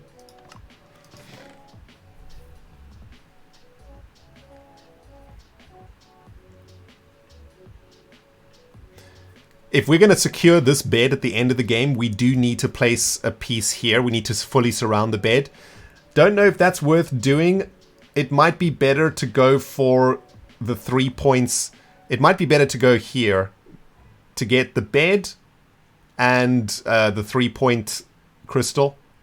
As opposed to... I mean, we could go here, here, here, and here. Gold's got, I mean, how many moves are left? 1, 2, 3, 4, 5, 6, 7, 8, 9. So there's 9 moves left. I think gold's got 4 of them. 1, 2, 3, 4, 5, 6, 7, 8, 9. 1, 2, 3, 4, 5, 6, 7, 8, 9. No, gold's got 5 moves, right? 1, 2, 3, 4, 5. So we probably want to take all of these spaces as gold. This is where we'll get max points. And diamond's going to go here. Diamond's going to be able to mess with us, though.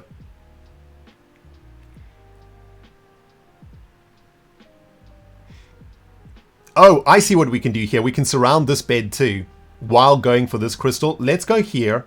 That way when we go here, we'll take that bed. Yeah, I think that's a good move. And we'll pass the turn. Barriers might cause problems too, though. Yeah, I mean, diamond's just going to continue doing what it needs to do, right? Unless diamond is ahead. Diamond's points right now are 1, 2, 3, 4, 5, 6, 7, 8, 11. 16 plus longest road is 19. Gold is 1, 2, 3, 4, 5, 6, 9, 10, 11, 14, 15, 16.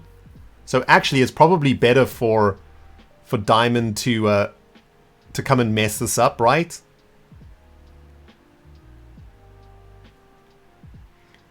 I don't know. My brain isn't able to see that far ahead. I'm just gonna carry on with my strategy here. I'm just gonna pick up the beds. And we'll pass the turn. Alright, and gold's move is gonna be the same, I think. By going here, we secure this bed and we secure this crystal, because even if diamond goes here, we have the majority surrounding the crystal. So I think that's a good spot there. We secure the bed. And we pass the turn. Whoops, that's not pass the turn. And yeah, we're basically entering like the cleanup phase of the game now. The last few moves. So we're going to go here. That's going to pick us up that bed. And yeah, diamond's got sort of one more move to go there. Pass the turn.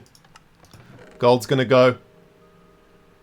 And we'll continue. Gold will continue on the strategy here. Pick up the crystal. We should probably start depositing our stuff into the chest too, right? Uh-oh.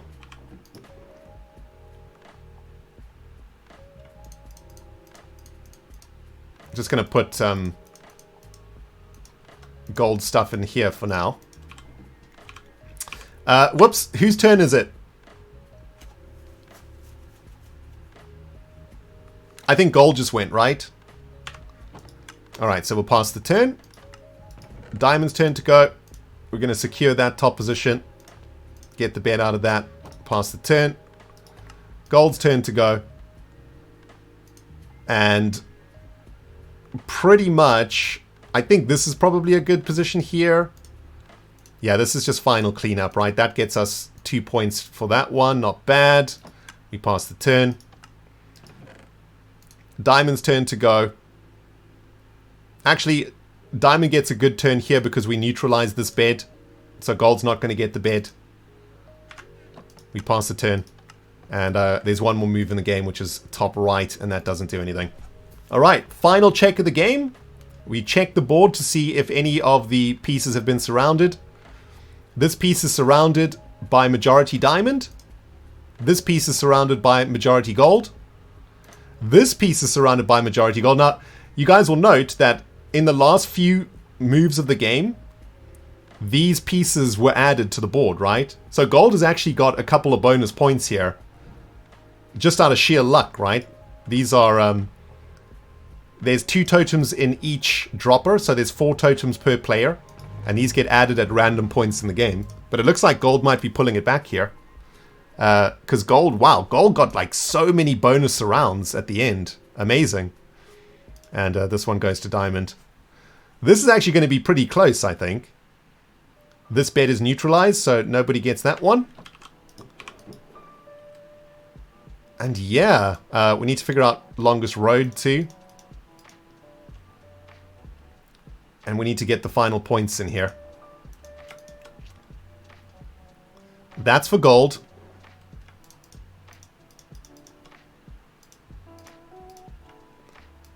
And this is for diamond.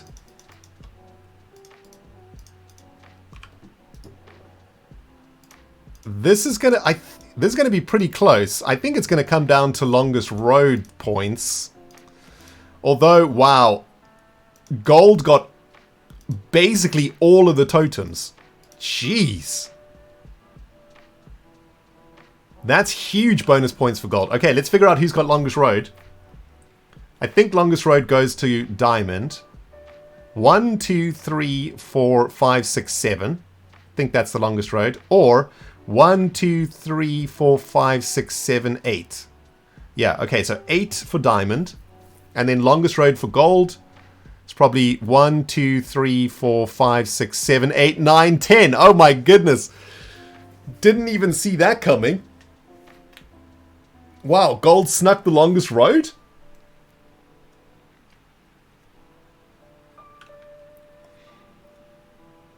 Wait, the diamonds and orange beds are golds?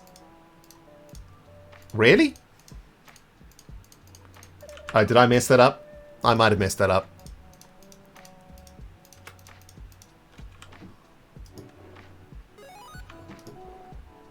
Whoopsie. Okay. So, look at this. Diamond actually, gold actually got longest road in the end. Diamond didn't see this piece here is what needed to be disconnected, right? Because this piece connects these diagonals here. 1, 2, 3, 4, 5, 6, 7, 8, 9. Or 1. I guess we have to figure out, like, where does a road start, right? We have to make a rule.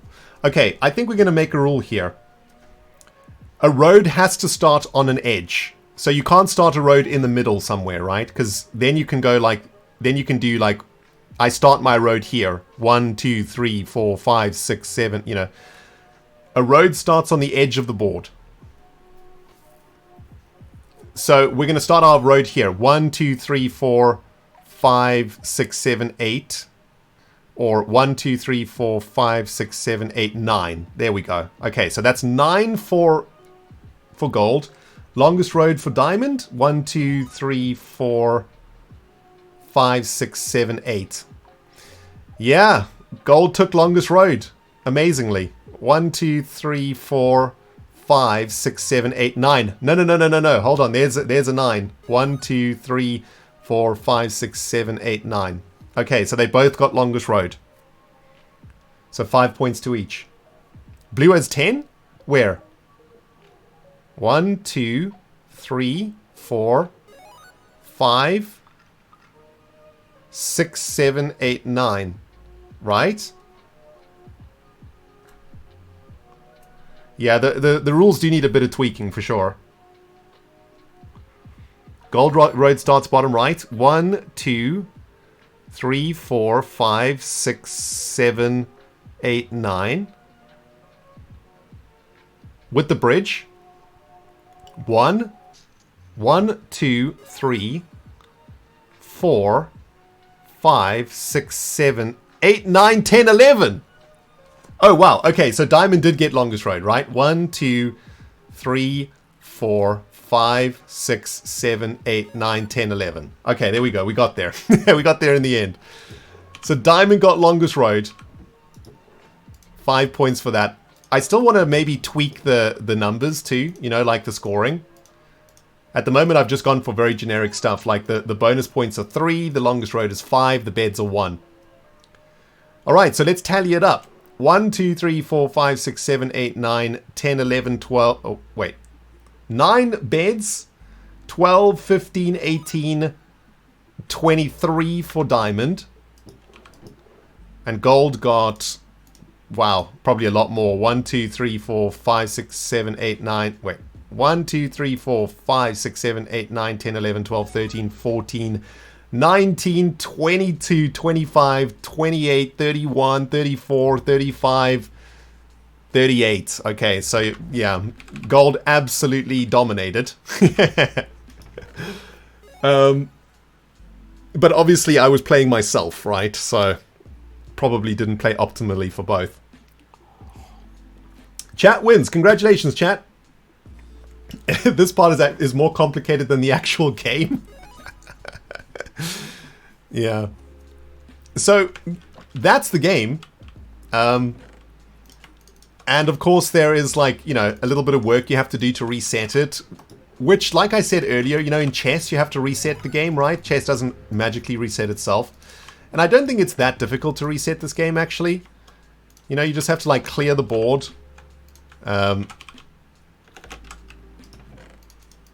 Pick up all the bonus pieces. The barricades, the bridges, and the totems. You know, once you've tallied up the score, you just got to, like, these are the permanent pieces, right? The totems, the bridges, and the barriers. The rest, like the beds, the beds and the shards, like they get reset, right?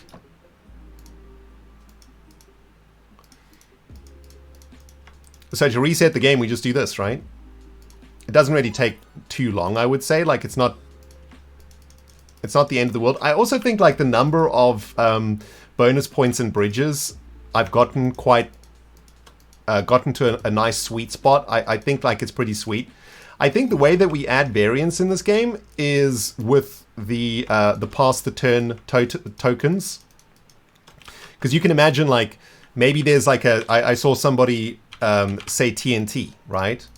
So imagine there's like a TNT bonus, and when a TNT gets added to the board, maybe it destroys everything around it, but like the trouble with that is, like, what do you do with the pieces, right? Logistically, where do those pieces go? So, you know, I don't think that works, but, like, we need pieces that work with the game. Like, the bridge is really cool because it's passive. It doesn't do anything, right? I mean, another option is to... And also, like, it's easy to track. So another thought that I had was something like this. Like a diamond ore totem. And say a diamond ore... say the board looks something like this. Say there's like a gold horse here and a gold horse there. If a diamond ore block gets added to this position, these horses become diamond. It switches their allegiance, right? So these horses become diamond. So it basically destroys roads. Or at least it doesn't destroy roads. It changes the road's allegiance or color. But it's quite difficult to track because these roads don't actually change color. So as the player now, your brain has to remember that these are now diamond roads, and I think it can get confusing and it starts to get unfun because there's too much stuff to track. This is the trouble I have when designing games. I always want to add more stuff. I I don't know why. It's just a habit of mine. And I think it's really bad. You know, the simplest games in the world are the most popular games. Look at chess, right? Chess is like such an uncomplicated game. There's just a handful of pieces. Each of them moves in a different way. And that's chess. Like, there's nothing else to it. The trouble is, I don't know if this game is fun enough to be a good game.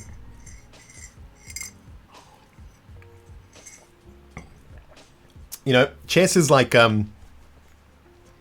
this game obviously has probably an infinite amount of variation to it, but that doesn't make it fun. Chess has infinite variance, but there's something about chess that just works. It's just fun. I'm not sure if this game is quite on the fun part of things. I think there's some things we can add to it, though, to fix it up. DTG Kosh, thank you, my friend, during all of that madness. Thank you so much for the 25 gifted subs. My brain is like absolutely melted right now as we reset the board. Appreciate that, Kosh. Thank you so much for your continued support here, dude. Patreon's coming out to play today, guys. You love to see it, man. Lane is here with the biddies too. Greetings from your chat. Thank you, Lane. Zack Attack with the 26 months too. Hi, Nate here with the Prime sub. Beatlemaniac here with the biddies. Can you explain the iron bar walls? If I understand this right, those will only ever occupy spaces where a bed used to be. You have horse roads on diagonals, so the two will never get in each other's way. Yeah, I'll explain it to you. It's basically because of Minecraft mechanics. Caleb, thank you for the tier 1 sub, dude. Appreciate it. And Ryan, thank you for the tier 3 sub. Brandy, thank you for the gifted sub earlier. And I think I'm caught up there. So, yeah, so it's kind of interesting. When I was first working on the redstone here, right, and you start taking beds, when you pass the turn, the hopper is always going to put the totem in the first open slot from the top left, like this. So basically, the bonus items get added in a linear fashion. Because of the way that hoppers work in Minecraft, right? Hoppers are always going to add items starting top left. And I think it does this. One row at a time, always from the left to the right. So what I wanted to do was mix that up. Because then what you could start doing is you could always take the beds here, right? You could put your horses like in these positions, take these beds. And then you could guarantee that you know that the bonuses are coming here. So by forcing barrier blocks into these positions, it forces the game. Well, Minecraft then starts adding barrier blocks to other things, right? So say, for example, you know, we take this position, we pass the turn, of course, barrier goes there. We pass the turn, barrier goes there. Now those slots are taken up. So, you know, if beds get taken here, then the next barrier, then the next bonus blocks get added here instead of always in the top left of the game. So that's basically it. Yeah, it's the reading order of Minecraft basically made it really difficult to manage that. Rose, thank you for the 5 gifted subs. Thank you for the 5 months resub. Been really enjoying your content. Thank you so much, Rose. Appreciate you. So yeah, that's what the barrier blocks do. Now, the interesting thing, there's a couple of interesting things that I'm tweaking here. Number one, like I mentioned, now that you guys have seen the game, now it'll make more sense to you, right? Is there a bed missing here? I did think about... Wait, what? Yeah. I did think about, like, if you want to take one of the bonus gems, you literally place your piece on the gem. Because then it changes the way that roads are made also, right? Because now you can strategically use these positions to connect roads. But I think like it confuses the game a bit. Like imagine in chess, if there was a piece that you had, say you're playing white, and there was a piece that you had that could move off the board, right? Like, you know what I mean? Like maybe your one of your castles can actually move off the board or something like that. Like it kind of breaks the rules of the game. I want the foundation of the game to be really simple. Like, your pieces can only be played on panes. That's like a really solid rule, right? That you have to follow. But yeah, the barrier blocks literally just force Minecraft to put the bonus totems into other positions. That's why they're there. Of course, what we could do to add some variance into the game is tweak what these things do.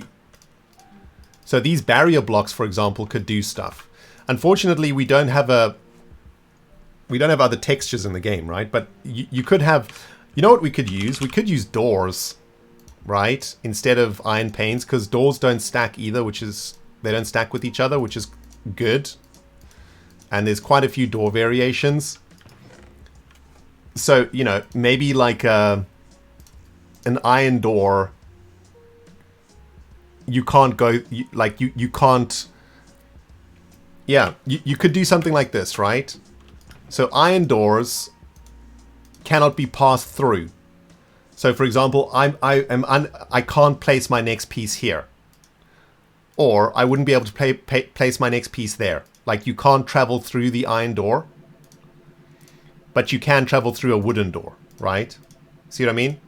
So like, we can add stuff like that.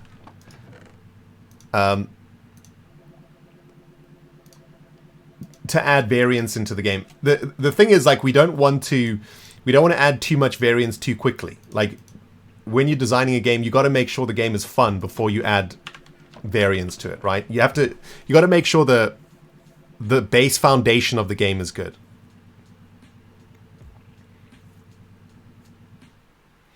Doors stack, yeah, doors do stack, but you just name them differently, right? So this would be oak door 1, then the next oak door would be oak door 2, and then they don't stack on top of each other. There's loads of things in Minecraft that you can use that don't stack though, like banners, different colored concrete, etc. But yeah, we got to, like, basically I want to get this game made into a playable where you know it can actually be played with 2 players in mind. I'm going to ask my Redstone team to fix this nonsense.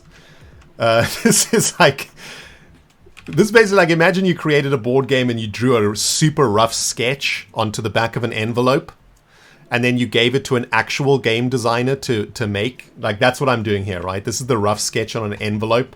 And my Redstone team hopefully they can turn this into my vision. I don't know if it's, like, how do you guys feel about I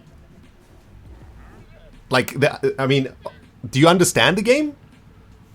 Let's quickly check in with Obi too. How's he doing down there? Oh, he's a very happy puppy. He's got a full tum-tum right now. He's happy. I mean, do you guys think this game could be fun, or is it too difficult? Right, Gamer? Gamer Marin says, yeah-ish. I agree with you. I'm also at the yeah-ish stage. I think the game is almost there. I just feel like it's missing something. I don't know what that something is, but there's some sort of jeopardy missing. And I'm not sure what it is. Needs improvement? Yeah, I agree. It's fun-ish. You know what it's like? It's like chess, right? Chess, if you like chess, chess is awesome. But if you don't like chess, chess is the worst. You know what I'm saying? And certainly playing chess against yourself is no fun at all. How many minutes should one game take? Well, probably, I don't want it to take more than 10 minutes, you know? You know, there's other ways that we can tweak the game too. For example, we can make the game arena smaller so that it goes quicker. If I'm literally thinking from a business brain, I don't want a round of this to last more than 3 to 5 minutes, because hermits won't play it if it doesn't take too long. If it takes too long for videos, right? So there might even be like a compressed version that looks like this. And maybe in the compressed version, yeah, I don't know, something like this, right? Maybe that's too compressed. Maybe it's compressed like this.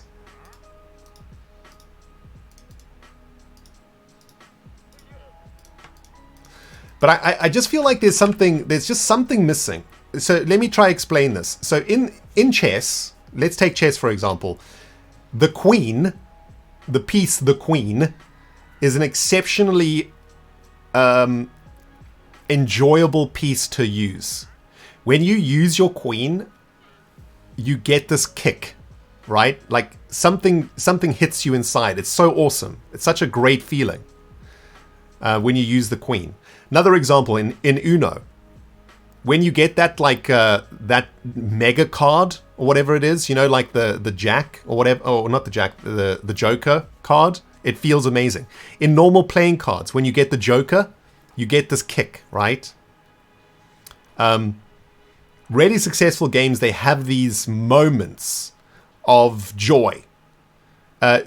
Take Monopoly, for example. When you land on go, right, and you get bonus money, you know, you get that kick. There's no Joker in Uno. Yeah, no, not Joker in Uno. It's like the +4 or whatever. Draw 4 cards or whatever. Like the really, really good card. Anyway, that's not the point. The point is that like really good games have these like moments. I try to make those moments with the diamonds. You know, like when you take these bonus points, it feels kind of good. But I just feel like something's missing. Like I need more dopamine. I need there to be a bigger kick somewhere. And I don't know what that kick is.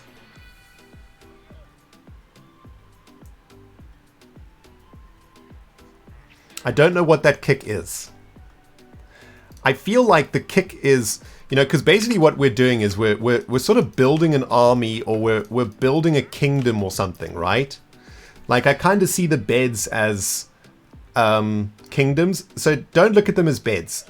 Think of them as towns, right? These are towns.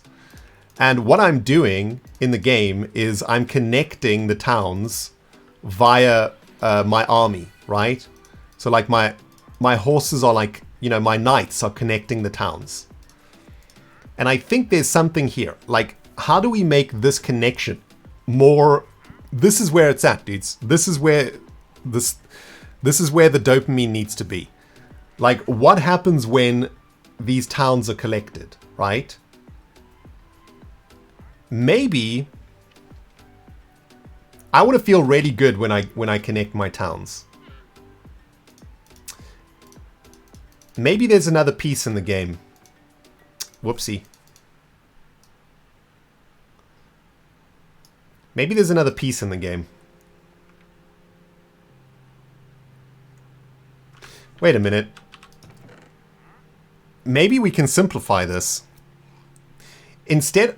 Okay, hold on. Hold on. Okay. Hold on. Now we do brainstorm. I have an idea. So maybe gold. Let's just do banners, okay? Gold banners. Diamond banners and gold banners, right? These stack. So that's good. We want these to stack, right? So that it's easier to manage. Okay, so check it out. So maybe when I complete my road between the towns,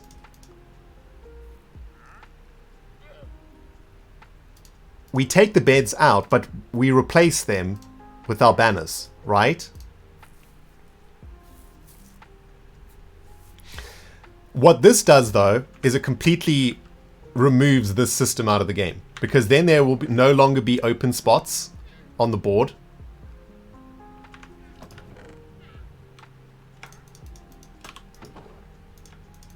Let's try it. This is the only way when you design games to see if an idea will work. You just have to try it. Let's see what it's like. What does it feel like? I feel what I'm going for here is the feeling that I'm building something. Have you guys ever played a game called Agricola? Agricola is my favorite board game, and the marketing phrase for Agricola is something like, the 14th century, a tough time for farmers. That's it. It's a really, really awesome game, and the reason that Agricola is awesome is because you build a farm from nothing. And at the end of the game, whoever has a better farm wins the game. And every time you build your farm or you add something to your farm, you get this like little dopamine hit, right? Because you see your farm expanding and it feels really good. Catan is the same, right? Settlers of Catan is similar, where you build your kingdom and your roads and stuff.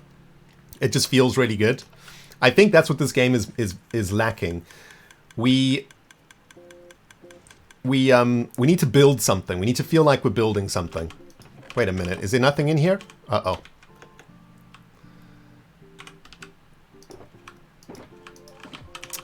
Where are my example chests? Here we go. So somebody said in chat, why don't you ask Kazuma's team to make us custom resources? You know, because we could make our own textures. You know how we do in Hermitcraft, how we have the king's helmet and all of that, right? We have these custom textures. I thought about that, but dudes, this is a game that I'm trying to create a game here that all Minecrafters can play, right? I want to build the game, like the arcade game itself, and then provide the schematic for the game to the world, so that anybody in the world can build the game in their single player, on their servers, and anybody can play the game just with the stuff you have in Minecraft. You don't have to have like Hermitcraft textures or anything like that, right? You can just play, anybody can play the game. I want this to be a game for everyone.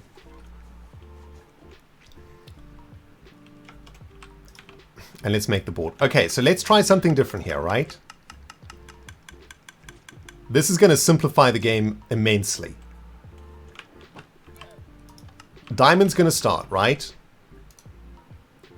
Let's have a quick round here. So, this looks like a decent spot here. Diamond's going to get two beds plus access to the bonus points, and Diamond's going to build its flags here, right? Gold's going to go now. This looks like a decent spot for gold. That's going to give us 2 white beds.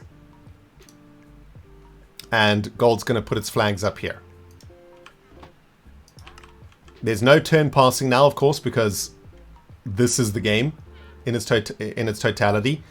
And it looks like we want to jump here. This is really great for gold, for diamond. That's going to get us the magenta beds plus the bonus points. And that's going to build up diamonds. You know what? I'm getting a bit of dopamine here, dudes. I feel like my kingdom is expanding, right? This is my kingdom now. Okay. All right, all right, all right. Now it's gold's turn to go. Let's see. Any easy spots to take here? Nothing jumps out right away, but we could complete this road here to get access to the reds. That'll also give us access to the yellows. So yeah, let's go here for gold and pass the turn. Diamond's going to continue expanding, I think. And you know, I guess these don't count as roads, right? Like your banners aren't roads. The horses are the roads. So where's this bed? It's over there. Purple bed's over there. Probably want to connect here then. Connect the oranges up.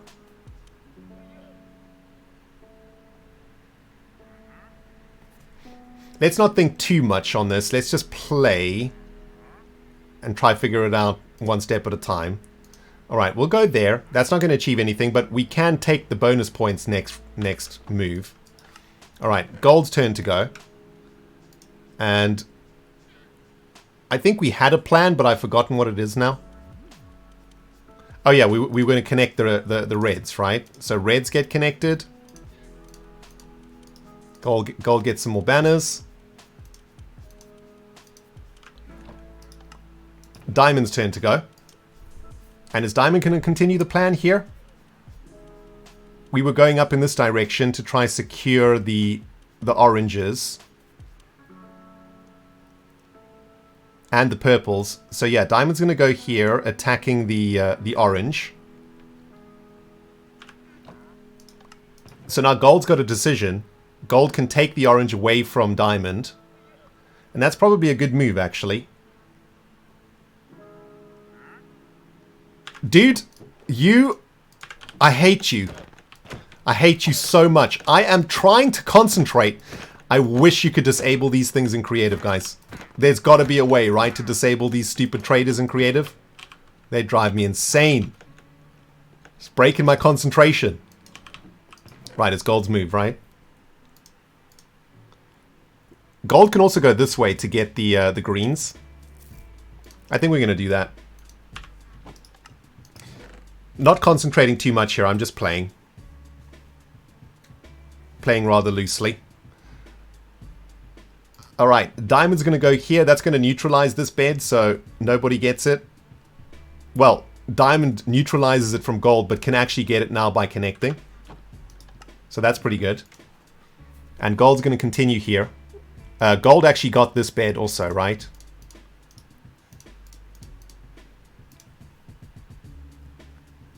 Gold's got orange here. Ooh, gold can connect to the greens.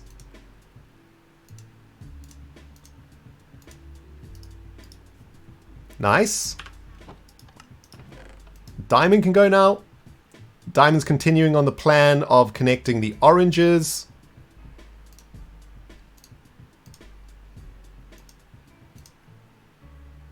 The oranges. There we go.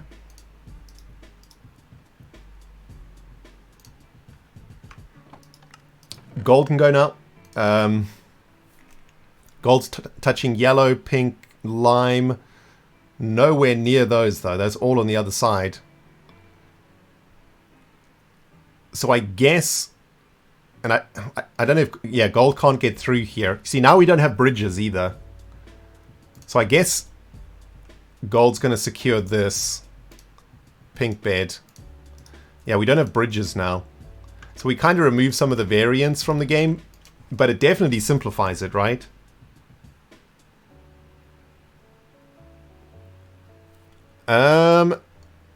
Diamond doesn't really have any... And you know what? You run out of moves really quick too, right? Diamond has to go like this.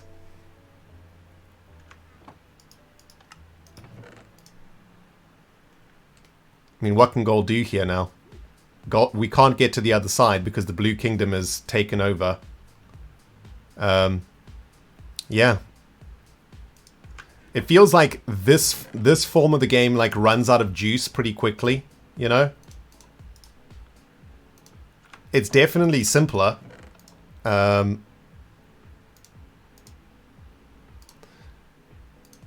I feel like... Let's just finish it. See what happens.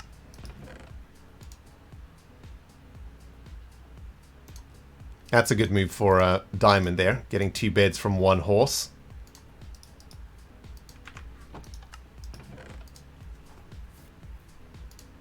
Gold's going to go here.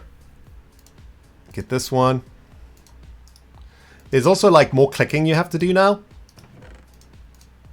Because not only do you have to take the piece, but you also have to like place your banner. Also, once there's a bridge here, like once there's no bridges in the middle, you just kind of get trapped. Yeah, this version of the game is definitely... I don't know, there's something to it though. There's definitely something to it.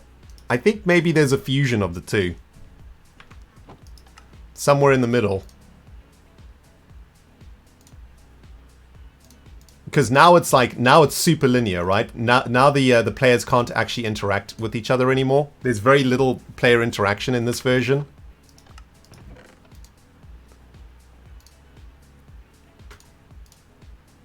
That's probably better there.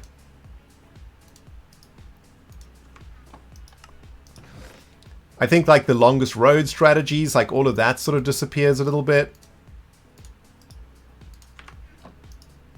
And this late game is super tedious and kind of boring. You know, this late game doesn't really do anything.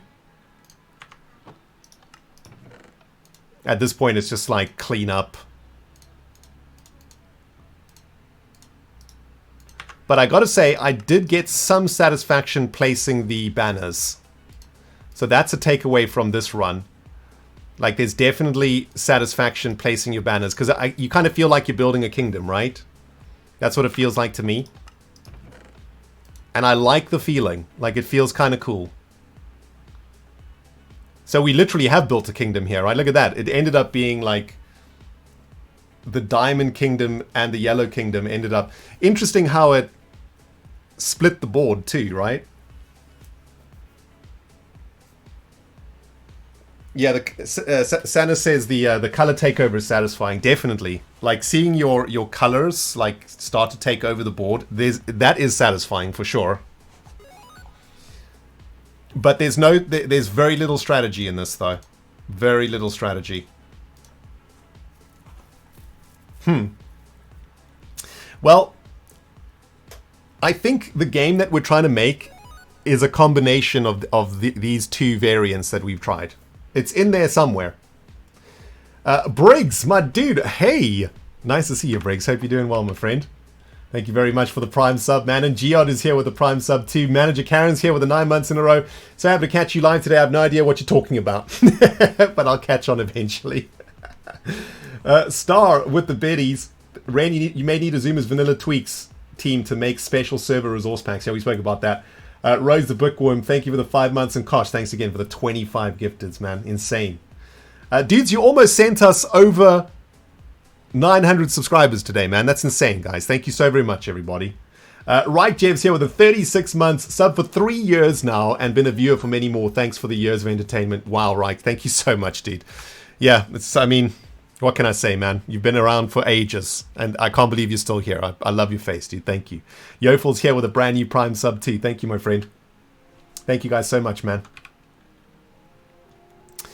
Bjorn suggests there's got to be a way for players to take land from the other player. Yes. Yes. I like the thinking. I like the thinking. I mean, the other option is that... See, this is the thing, dudes. We're starting to overthink now, right? You gotta love it, though. You gotta love it. I have an idea. Kind of an idea. What if there's two pieces? Oh, God. What if there's two different types of pieces, guys? Right? Maybe there's three different types of pieces.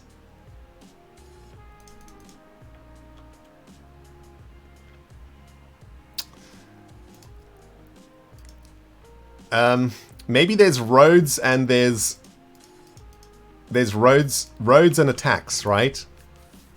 Roads and attacks. So you can either build a road or you can attack something. That was satisfying. Like attacking a player's banner, that's kind of satisfying.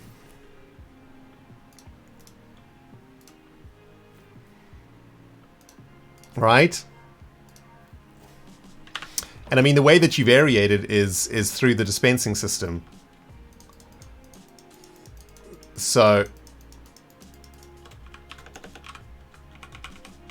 hold on. How many total slots do we have here in the dispensing system? 9, 14, plus 27, right? 9, 14, 24, 31. So we've got 31 total slots.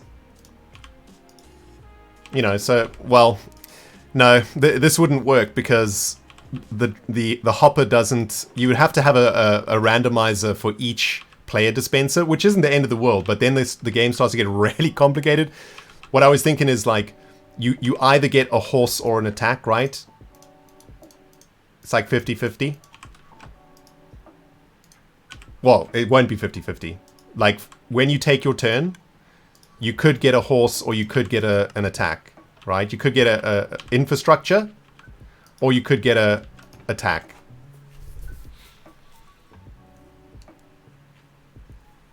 Yeah. Dudes, I think this is where we're gonna stop thinking about this. My brain has run out of juice. But there's something here. I don't think the version that we played is it. I think that it's almost there. There is something here. I kind of like this idea of territory with the banners. I really like the way that it's easy to see the diamond against the gold. It feels like there's something happening here, like there's kingdoms against each other. I like the fact that the board starts randomized every time. That's like super cool.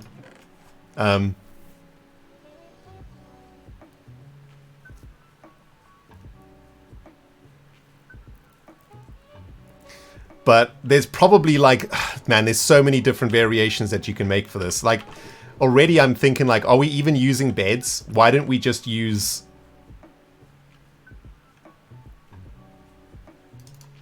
Oh, God. I'm going down the rabbit hole, guys.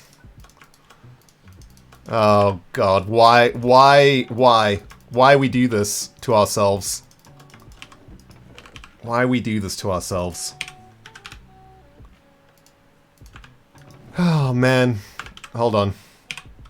We're going down the rabbit hole, guys. By the way, this is the state of the dog right now. For those of you guys who are wondering.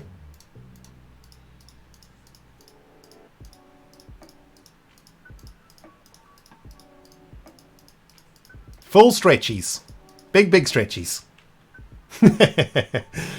Oh, that dog. Okay. Yep, we're going down the rabbit hole, everybody. Right. Here's what I'm thinking.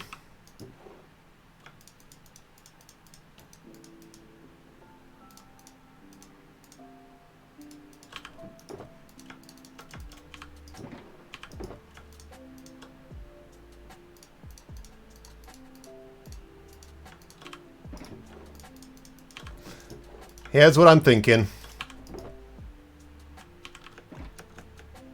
Something's cooking in my brain, dudes. Hold on, let me get it out. Let me get it out while it's still in there.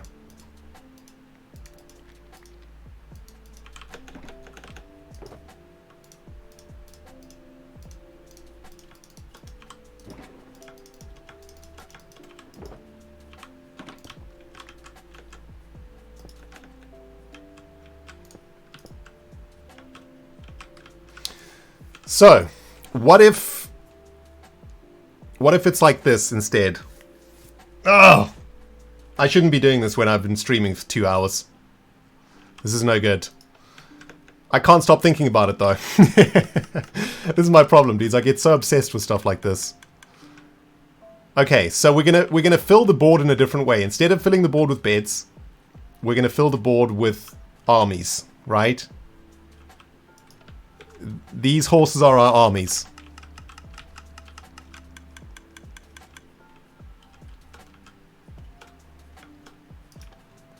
And let's make the board now, right? The armies are going to get randomly dispersed across the board.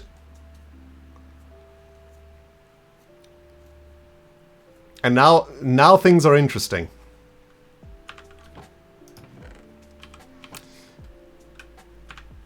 I don't know what happens now.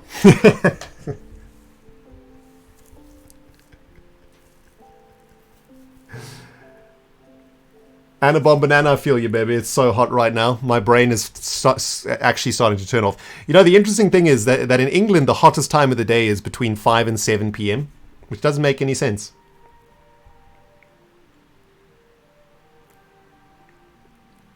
There's definitely something here. What it is, I don't know.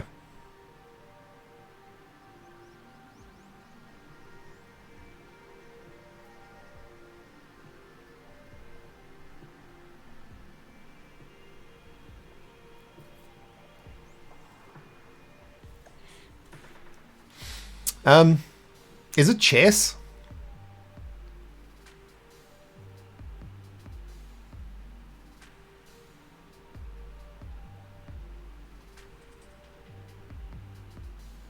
So, like, you can take a piece. Oh, I don't know. Oh, I don't know. This is a bad idea, guys. We shouldn't be thinking about this right now after this big stream. Satin with the biddies. I said this on Twitter, but I think a good idea for a server quest would be to have wolves textured as Obi like Scar has pandas with jelly. And someone has to get you an Obi and bring it to you, the throne room. That's a great idea, Satin. Wandering Whales, thank you for the 19 months. Guys, you know what? We're gonna stop thinking about this now because I think we're overthinking. Obi is knackered. I'm knackered. There's very many variations that we could potentially try out.